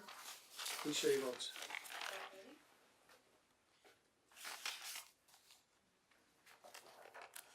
And the item carries 4-0. Item 10.4, was that all included in this, or is this a separate item, Mr. City Attorney? This would be a separate item. Okay, continue, sir. Thank you very much. This is ordinance number 1520, an ordinance of the City Council of the City of Palmdale repealing the Palmdale Economic Opportunities Program and deleting Chapter 3.10 of the Palmdale Municipal Code. This is a similar ordinance. This relates to the Palmdale Economic Opportunities Program, which was adopted back in 2007. And the basis of that was to require contractors who received city public works projects to hire residents of the Antelope Valley. And that the Palmdale Economic Opportunities Program, or PEOP as we like to call it, established a goal of having 50% of the total workforce be residents of the Antelope Valley.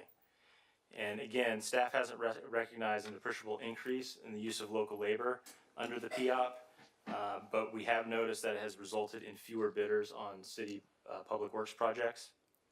The issue with the Palmdale Economic Opportunities Program is it's really directly in conflict with the provisions of the Community Workforce Agreement. So we're recommending that the PEOP be repealed, and proposed ordinance number 1520 would do so by repealing the Palmdale Economic Opportunities Program in its entirety. Okay, I need a voice vote to introduce ordinance number 1520, please. So moved by Mr. Loa, second. Okay. Second by Ms. Betancourt. All in favor, say aye, please. Aye. Aye. Okay, so we have a public hearing on this particular item specific to the Palmdale Economic Opportunities Program. Anybody wishing to testify on that item? Can I just say something? That I'm still very concerned about using local labor. I want our people working from our cities, and while we may not be getting the amount of bids that we want from outside contractors because they have to use local staff, local workforce, I just have really big concerns. Yes, it's great to get more contractors in on these bids, but if they're bringing everybody in from outside our area, I want our people working here. Absolutely. So I just want to be very, very careful moving forward with this, that we are having ordinances that require a certain percentage of our Right, I workforce. think that was addressed Yeah. in the CWA, wasn't it? As Yeah, far as so- my understanding, that's what it is. I just want to be very sure. I feel the same way. I don't think we want to keep as much of the workforce and labor here as possible. We want to make sure that there's as least amount of people driving down to work for LA and the least amount of coming up here to do those Guys, types of jobs. We didn't have any public hearing on that item, Right. so we need a motion to close the public hearing on that. Move to close. Okay? Second. Okay. I would like to point out that under the All in favor? CWA, Aye? Aye. Okay. Continue, sir. apologize. I would like to point out that under both the POP and the Community Workforce Agreement, it establishes a goal, not a requirement. We're not requiring a mandate. But I will say that the CWA does provide for a process whereby contractors can obtain labor through local hiring halls. So there is a So I little. think something that's important to remember too, in comparison to 2007, we have a lot more programs going right now with apprenticeship programs. We have a number of the MC3 programs going on right now. There's a lot more training opportunities out there at the college level, a lot more training even at the conservation camps. So right now there's a lot of guys up here that are going down below to work, and when work comes available up here, I can guarantee you they're going to be coming. So to work with up our here. community work agreement, I know that it's a goal and not a requirement. When do we get an annual statement from them of how much of our local workforce that they have used? How do we monitor that? How do we audit the fact that they're actually reaching out and trying to hire locally? Because I think it's no coincidence that we're looking at the lowest crime rates that our city has ever had, and the city is really striving to keep our people working. I think those go hand in hand, so I want to keep people in our city working with these high-paying jobs so that they're not. It's the exact conversation I had out at the conservation camp when I had one of the guys, very large, very scary guy, says, "Why do you care?" And I said, "Look, you got 18 months or so before you get out of here. You probably have a wife and kids here, right?" And he goes, "Yeah." So I'll tell you why I care, and this why I'm glad you're taking this apprenticeship program. You're gonna be my neighbor. I want you driving your own car. You know. Exactly. So I think that's the important part here. I think we've got so many new programs out there. If somebody isn't getting training, it's either because the classes are full or they haven't looked. So there's plenty of training out there. So. I want to echo Ms. Betancourt's concerns about local employment and local contractors. So I think we need to, as a matter of public policy by the city of Palmdale, that we urge local contractors to bid on these and make sure that we're noticing these items so that and perhaps some publicity so that local bidders can participate in this. Yep. Well, that's something I think we keep our eye on when these bids go out. I know over at AVTA, one of the things they do is the purchasing department lets us know before these notices hit the streets, and that might be something that we can get ourselves on that list that as they're getting ready to put these out, so that I've had several contractors that missed the notice, and when I called them, they ended up getting the job. So I think that's incumbent on all of us, and I think that I think that's been a topic that we've talked about with the chamber before too, that they need to help us on that. So, anything else on this item? Yeah, just to briefly respond to Councilwoman Betancourt's question, under the CWA, the city has obligated itself to hire a community workforce coordinator, either as an employee or as a contractor, and that person's job will be to track all of that. So through that individual, we will have information to bring back to the council about how effective the CWA is being. Excellent. I look forward to seeing that. Anything else? Me too. No, I'm good. So I have a motion to adopt ordinance number 1520. Move to approve. I move that. All right, I second. Okay, so I have Mr. Loa and Mr. Bishop. Please show your votes. 4-0, Mr. Creel absent. Special report, they're having an infrastructure problem over there this evening, and the staff was tied up. They didn't show up, did they, from the college? Okay, so we're gonna move this to another night. Item number 12, non-agenda items, public comments on any item that, not on the agenda. There's a maximum of 3 limits. You're not required to take up the whole 3 minutes. Please state your name or any name you want, and understanding that we can't take action on We it. know who you are. All right, Jack Daniels, no, Jason Zink. Okay, the other thing about the housing, senior housing, is that manager over there at Palos Verdes, we've been there since November. She's never been there, she's never returned phone calls. We caught her and says, we're here to do an application. She says, I'm busy right now, you have to come back later. This has been going on since November. The reason I want my aunt living there is because my other aunt lives there. Right. So I could visit both of them, and and her church is right down the street, the senior center's there, of course in part the Playhouse is there. And this is what I asked Mike Miller. I says, he was saying, I know, okay, this isn't, he said, oh, that's not true about that, the management and stuff like that. I says, how do you know? Have you ever did the manager ever take a survey, the management company, take a survey of the manager that's working there right now? They said, no. I says, you're telling me that they don't take a survey of the seniors that live in that complex? I says, does the city go out and survey the seniors that live in the senior complexes? He says, no. How does the city know what the feel of the community is if you guys don't survey? Anywhere I've ever lived, in apartments and stuff, they always took a survey. They don't even have a meeting every quarter with the seniors to ask them what their needs are, how they're doing, are there any concerns in the building?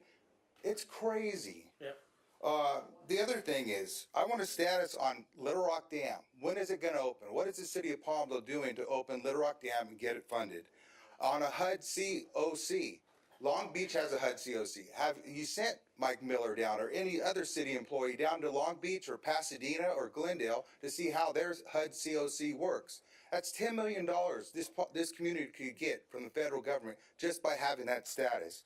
AV property tax audit. We need a property tax audit of Antelope Valley to see how much money we're sending to LA. I never want, again, to send money down there and only get a 30% return. This has to end. You're lucky if it's 30%. I know, but sometimes, we yeah. have to know. Yeah. We have to know solid figures. So I want a status on that. The other thing is about local control. This was in the paper. Since this republic of ours was founded, the emphasis has been on local control, which means allowing states and their cities, counties, and special districts the right to tailor governing to their unique local situations. So they have their own destiny, right? But yet, the biggest legacy that the 5 of you could do, bigger than anything, is to set us up where we have total local control. That way, if our kids or grandkids wanted to become independent place, we can. That means taking over the LA County Waterworks, the LA County Sewers, LA County Flood Control, LA County Planning, LA County Regional Parks. Put us in a position, work the next 2 years to put us in a position of independence. Why are we paying for all these people down in LA when we could hire people locally to do these same jobs? Please leave this lasting legacy. Some of that's in the works. We'll talk about it some more. Thank you, sir. Yes, sir? Good evening, Mayor Hoffbauer. Good evening, Your name council for the members. record? My name is Matt Herbstritt. Thank you.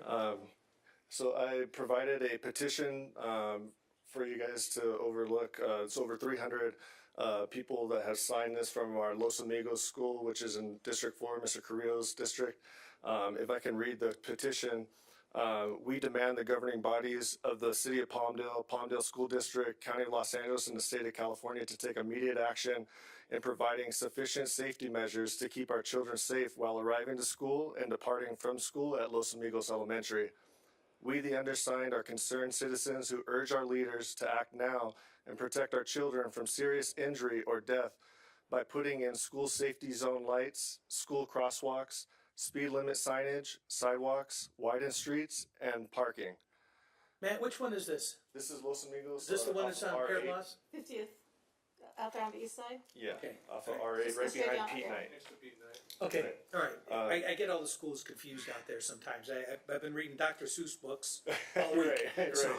Los Amigos is the dual immersion school on the east oh, side. that's right. Yeah. Okay. Yeah. Yeah. So we were unable to, according to Mr. Heffernan, Juan Carrillo, we were unable to get any grant funds from the Safe Routes to School. According to them, we didn't score high enough on the paperwork or the documentation that was being submitted. However, if you actually drive to that school, you're going to see the problem that I'm talking about. I have on my phone videos of school buses coming on opposing traffic. It's only a two-way. We don't have a crosswalk for the kids directly in front of the school. Everybody has to park in the dirt. I was just informed today, and I saw it today, but I had an emergency, but neighborhood compliance officer Vivens was giving people warnings because they park in the dirt across the street. There's no signage saying you can't do that. Well, it's private property though. That's a problem. Correct. Yeah. But there's no signage. There's nowhere else to park. And my goal is not to hinder, people's abilities to pick up their kids. There is no other option right now. That's why I'm. Matt, are yes. you here? Are you guys all here on the same item right here tonight? What did And the, I had over 2 rows of people that. What Yeah. did the school So district say? so yeah. So let me, Matt. Yes. I don't know if you and I kind of had a brief discussion about this. Yes, when we did. When about a year ago. when we were- Recently at the park when you did the at Right. Yellen Park, Right. I briefly brought it to your attention. Right. And in here, at, Part of the problem we run into is when these things, and we can't, I'm gonna limit this because the city attorney's staring at me right now. But just so you're aware, you're not speaking to blind and deaf people, okay? I got grandkids that go to schools, I got the same problem at her school as well. I can top that. My daughter attended Los Amigos for 8 years. I drove to that school every single day and picked her up every single day after So school. right now, though, So- we have very much an improved working relationship with the Palmdale School District and their board of directors. We're looking at a number of these schools. We're working with Public Works. We're looking at where the problems are. We've got one where we were able to find some corrective action we could take. We're working through some of these grant programs. If we didn't score high enough, there was a reason, and something else scored higher, and that's where it went. But you're preaching to the Pope. I want you to know that, all right? And one of the biggest problems we've had is when the schools are getting built, we tell them, okay, listen, you need to do this. We need some more parking. You need to put some turnouts there. And in the past, previous school boards have given us the political and proverbial finger in the ear. And now we have the problem. And everybody's sitting here. I've got 50, 60 people sitting in a room, 300 people on a petition. And you know what you're telling us? Exactly what we told the school board when the place was built. Right, and This- also it yeah. affects our law enforcement because when all of a sudden they have a crisis at the school with traffic and everything else, and they want us to pull our resources from law enforcement to go over there and babysit the parents dropping off their kids when our deputies have, no offense, but really important things to do. They don't need to be sitting there babysitting, parents dropping off their kids at every single school in the Antelope Valley. So Matt, what I would like you to do though is, I think we've talked about these kind of things before. Right. I'd like to spend some time with you on how we can make an impact. How can we can work with our school board and get our public works guys on staff here. When something like this comes up, it tends to sharpen the pencils a little bit and helps get things in focus. Right. It's kind of funny how things end up kind of moving when this discussion occurs.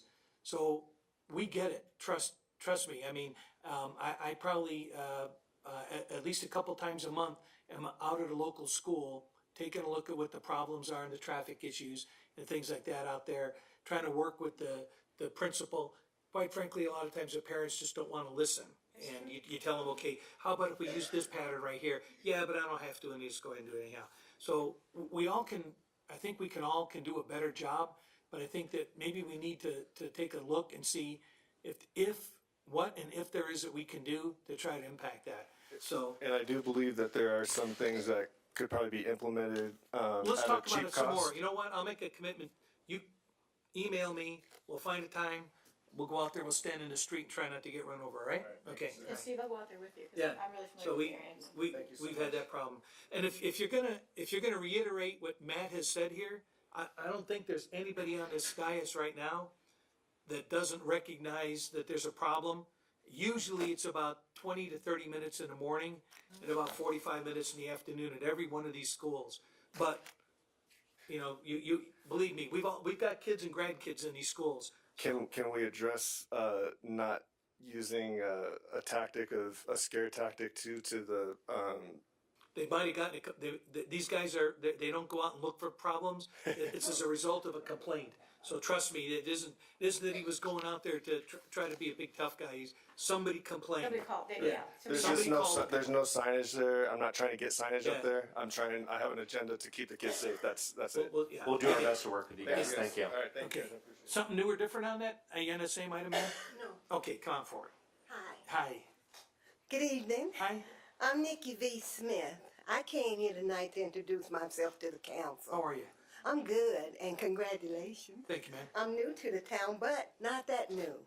I come to talk to you about pet memorial service. I'm a little nervous here, but so bear with me. But before we go any further, could I ask, by show of hands, I know I'm unorthodox, how many of you have pets or know someone with pets? We all got something. He's got cats, Everybody though. got pets? Okay. Let me ask you something. When your pet die, I want you to know it's very, very, very devastating. Yep. Just like any other family member. So why do we treat so differently? I run a service. It's called For the Love of Our Pets Memorial Service. Can you give it to the I city sure clerk? will. That's the Thank appropriate you. spot. And what I do is no, not I. Right. The service. Yes, The service provides closure for the family.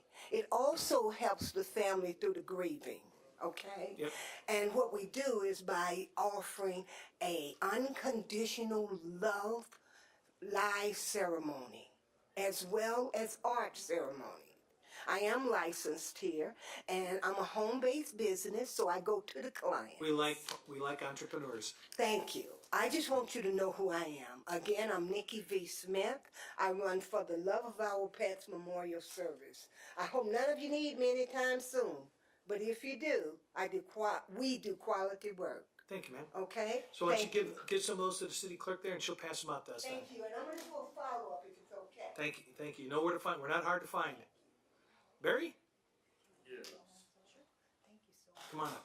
I know, they put it back up there. I know. What happened to my mic that had my name on it and everything? Can you hear me now? Yes, sir. Okay. Last week, the city of Los Angeles adopted an ordinance for plastic drinking bottles and stuff. Biodegradable. This is their answer to it. We should look at that because tons of plastic bottles laying around here. The only thing plastic is the adapter. I step on those, Barry. I step on those little lids. I want you to know I step on those. But go ahead. I'm giving you a bad time. Well, that just blew that off I know. again. Anyway, this is something now in LA City, and all the little cities are thinking about adopting that. Maybe we should. I think there's some about state that. stuff coming down, so maybe we could take a look at it. Yeah, just something to keep our city clean. Yep. And it didn't cost any more, actually. It was cheaper than the plastic. So, talking about clean, every single school I went to this week reading, you know what the common thread was with all those kids? And Chuck left, didn't he? Doggone it. Was trash. And so we all need to work better on trash. So, it's a good point, Barry. Trash cans around the city? Just more of trash, them? you know? Yep. Is that what you're saying, more trash cans? It's usually it's just a junk in the desert, though, but Oh, yeah. I don't want to get started on I that. get it. Thank you, Barry. All right.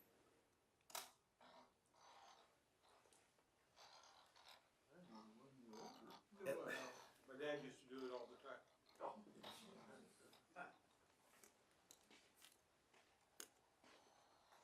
How you doing, sir? David Ritchie, I'm back again. How are you? Not too good. Okay, tell us what's up. Harassment, extortion. I got me 2 tickets right here, $1,300, because my landscape's not to your standards. I got a bad heart. I got a pacemaker defibrillator. About a week and a half ago, when we had some nice weather, I was outside, did some work. Guess what I had to use? I have to carry it. And you know what it is. I know it's in It's a there. nitroglycerin. So it's my nitroglycerin. Yeah, I get it. And I had to use it. I'm not hiring any illegals out here to do my work. I refuse to do that. And here's a couple of pictures of houses just a couple blocks away from me. If you want to look at them and all. This one here got a organic fence all the way out to the street. Look at this one.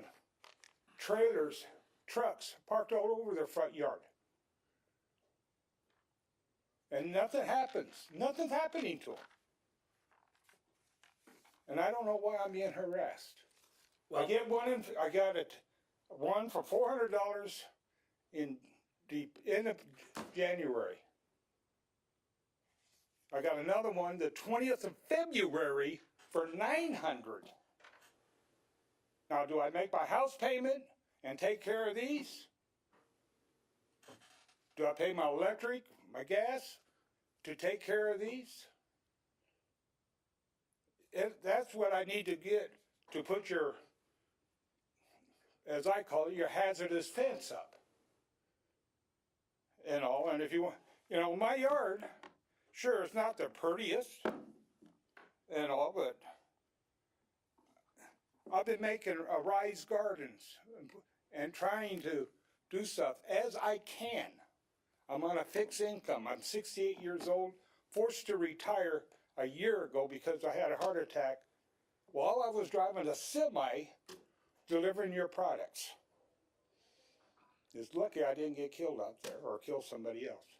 So let me just comment, I can't address your specifics. Right. Because we have to let the I hearing can't officer- pay this. Yeah, well. I can't. Give me a second. Make sure that you have that discussion with the and don't miss the appeals dates and the hearing dates on it. Well, I try to go on there to make an appeal, and the only thing you got on there on your site appeal is parking tickets. Okay, well, can we get, the city man, okay, your cohort was going to give me a call the last time I was here. He never did. Okay, well, you got him now.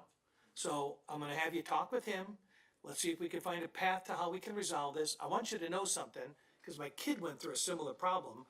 It's a neighbor that is calling every single time. It's gonna be a neighbor, and that's how these get generated.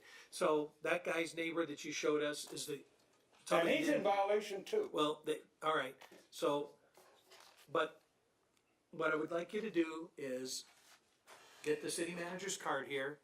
He'll sit down, he'll kind of help explain it, and Mike Miller over there is in charge of the department over there. And let's see if we can find a path to how we can get to a resolution on this, okay? Because it's written down there as a unpermitted fence. I don't need a permit to build my fence. Well, let's make sure, let's find a way how we get to a resolution on this. Because I just refinanced. I just cleaned up where I can afford to start living and take care of these issues, but I can't. Let's have you talk to the guys that may have a path to this, but I got people behind you. Okay? Okay. Thank you very much. Thank you, sir.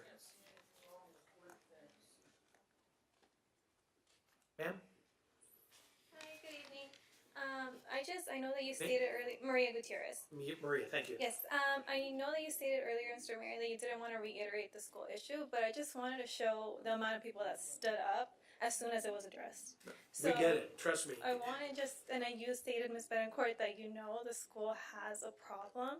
So I would really, really appreciate it that it does take into mind how important our safety of our children is. You know. Yep. So I know that you didn't want to reiterate it, but I just want to let you know the number that you have. We appreciate the situation. Yeah. We appreciate you coming back and taking the time to let us know. And we noticed several dozen people here in support of what you're talking about. Thank And- you so much. And I really appreciate that. it's not a lot different than a lot of other schools, so we're trying to find a path to that, so. So we would really appreciate it. So thank you so Thanks much a lot. for everything. Thanks for your being time. here. Thank you. All of you. Okay. Hi, Rob. Hi, Mayor. Good evening, Mayor Hoffbauer, Mayor Pro Tem Bishop, City Manager Pertee, and residents of Palmdale. You've heard this before, Mayor, but I'll say it again. My name is Rob Duco. I'm Public Affairs Manager for Southern California Gas Company here in the Antelope Valley. As I'm sure you know, SoCal Gas distributes natural gas to Palmdale, allowing your residents to heat their homes in hot water, cook meals and dry clothes economically and safely. Natural gas brings comfort and convenience to the lives of your residents.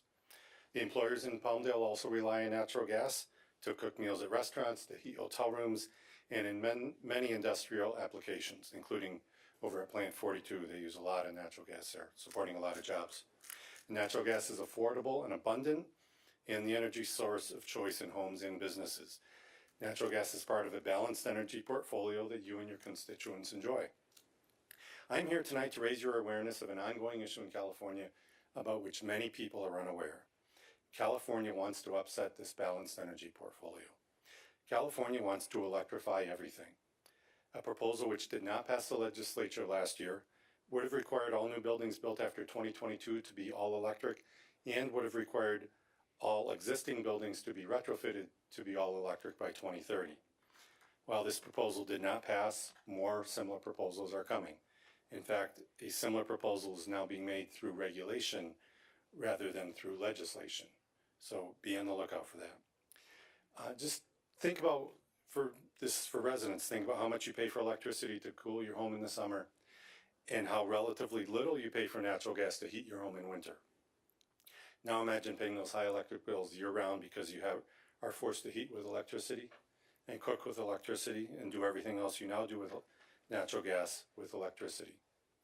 These proposals to force you to electrify your home are being made in the name of global warming, reducing greenhouse gas and carbon emissions, and other environmental goals. These are laudable goals, but a cost-benefit analysis cannot justify such drastic actions, and every homeowner and business in Palmdale will end up paying. Let me be clear, SoCal Gas does not oppose electrification. If you want to use only electric appliances in your home, that's your choice, but you should not be forced to do so. The fact is, virtually every home in Palmdale already has electricity, and most also have natural gas, while some will have propane, and this is balance. Californians and Palmdale residents enjoy this balance, want this balance, and expect this balance to continue. I'm alerting you that this balance is threatened, and with it, the economic stability of families and businesses in Palmdale will be threatened too. Forcing homeowners to replace their natural gas appliances would cost about $7,200 per home and raise their utility rates by about $400 per year at today's rates. There is an alternative. Biogas or renewable natural gas is natural gas which comes from organic sources such as green waste, wastewater, food waste, and agricultural waste. We can capture some of this gas, clean it, and put it into our pipelines. If just 16% of our natural gas that we deliver to customers comes from renewable sources, it will have the same impact on greenhouse gas emissions as the electrifying all of California and at a much lower cost. And it is possible, and it can be done by 2030. A balanced approach can help us achieve goals while preserving choice and minimizing disruption and cost.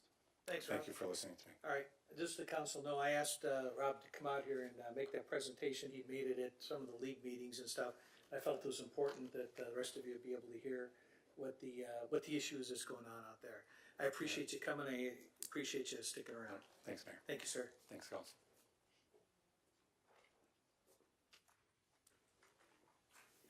Good evening, my name is Marcia Furman. Prior to council meetings, I'm one of the ones that I look on my little phone and I look up the agenda that's going to be going on just in case something catches my eye. And when I come here, I do like a paper copy. I'm from that generation, likes to hold something in my hands. And I noticed today when I came up to the door that the agenda was not posted on the door as it was in the past, as long as I can remember coming. So looking around, I found it posted on some enclosed boards on the side of a pillar. I would like all of you at one time to go out there and attempt to read that agenda that is posted on that board. Starts very high and is not clear at all. So this is the agenda that you, for this very important meeting, that you expect your citizens to have access to. I was very disappointed. Even though I do not take part in it, anybody that would want to know, I doubt they could read it. I'm so glad to have seen that young lady come up to speak about the school issue. I am been discouraged today, but for what I feel is an attempt to not encourage our citizens to speak freely on any issue, even a repetitive issue. Many of you speak repetitively on issues because you want your voice and your opinion heard. And we hear the same thing, sometimes in the good, sometimes not so good, over and over again, you stating your opinion. All our citizens, I believe, should be encouraged to speak their opinion, even if it is the same as their fellow citizens, and should be never made to get up and leave after only one speaker because they possibly were going to repeat the same thing. Thank you. Thank you, Marcia. That wasn't the intent, but thank you. Anybody else? Thank you. Oh. How you doing? Mr. Mayor, City Council staff, my name is Robert Alvarado. I'm not here to speak as an elected official or a member of two homeless committees, coalitions. I'm here as a concerned citizen that would like to respectfully request that this body considers the creation of a not ad hoc committee, because that will be a temporary committee, but a more permanent committee or commission on homeless to address a critical problem that we have everywhere, but also in the city of Palmdale, and that is affecting the lives of quite a few of our Palmdale residents that are going through really hard times right now, especially in this kind of weather with a lot of rain and cold and wind. So I just like this body to consider that. Thank you. Thank you.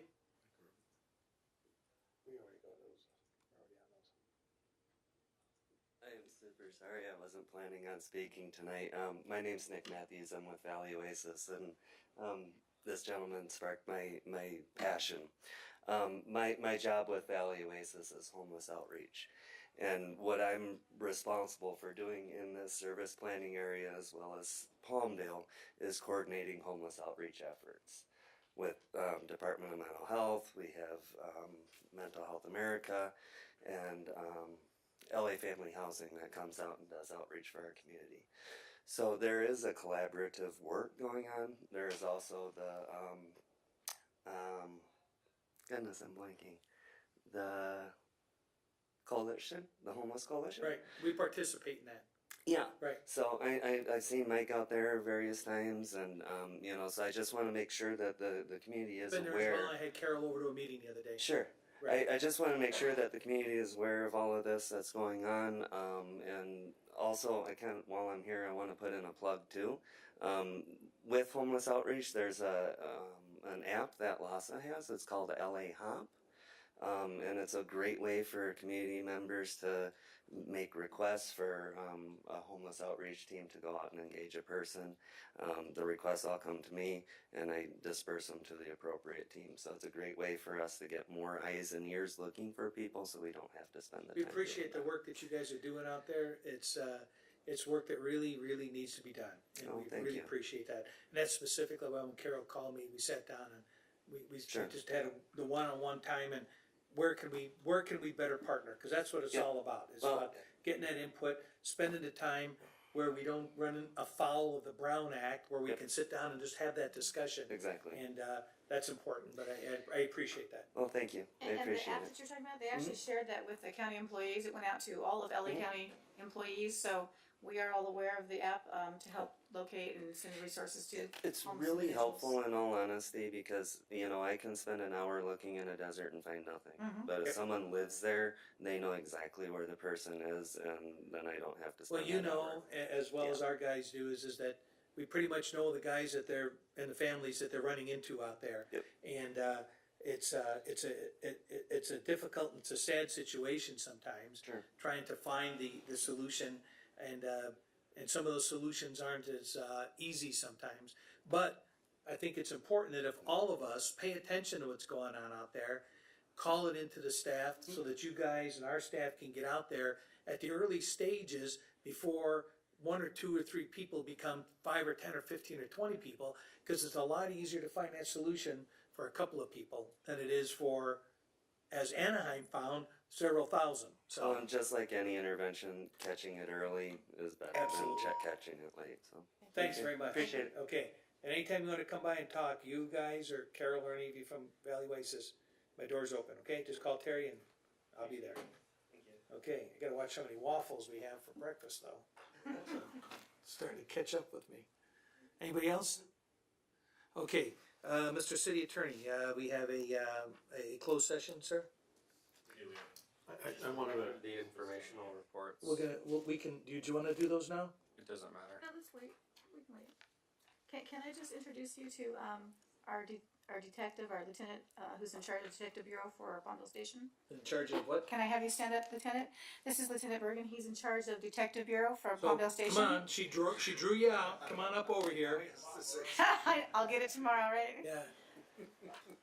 But, you know, he's one of the gentlemen that are involved with keeping our crime rate low, and they've done such a good effort Nice time. nationwide, so. Thank you. Yeah. Thank you. What's your name?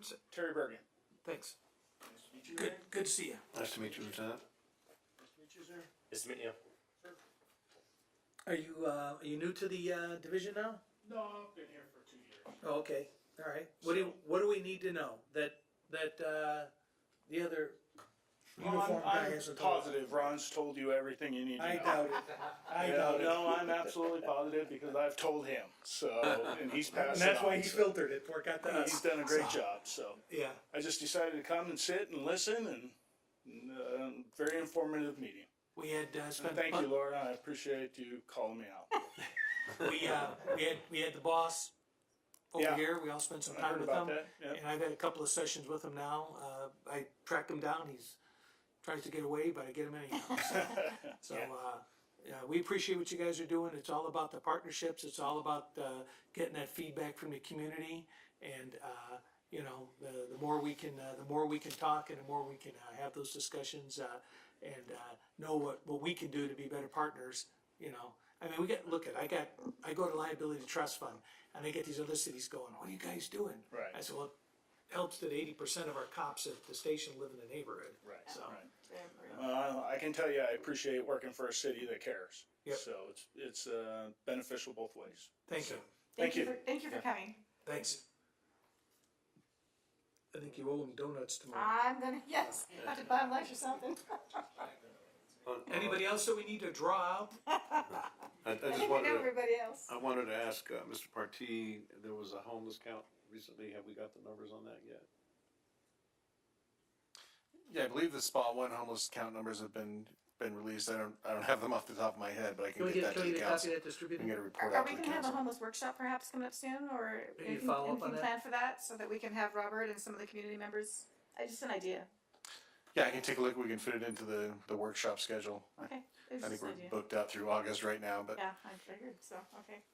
All right, Thank you. I think that, look, it's after 9 o'clock, and I made a commitment that we would be taking a break at 9 o'clock. So, A break or go to closed session?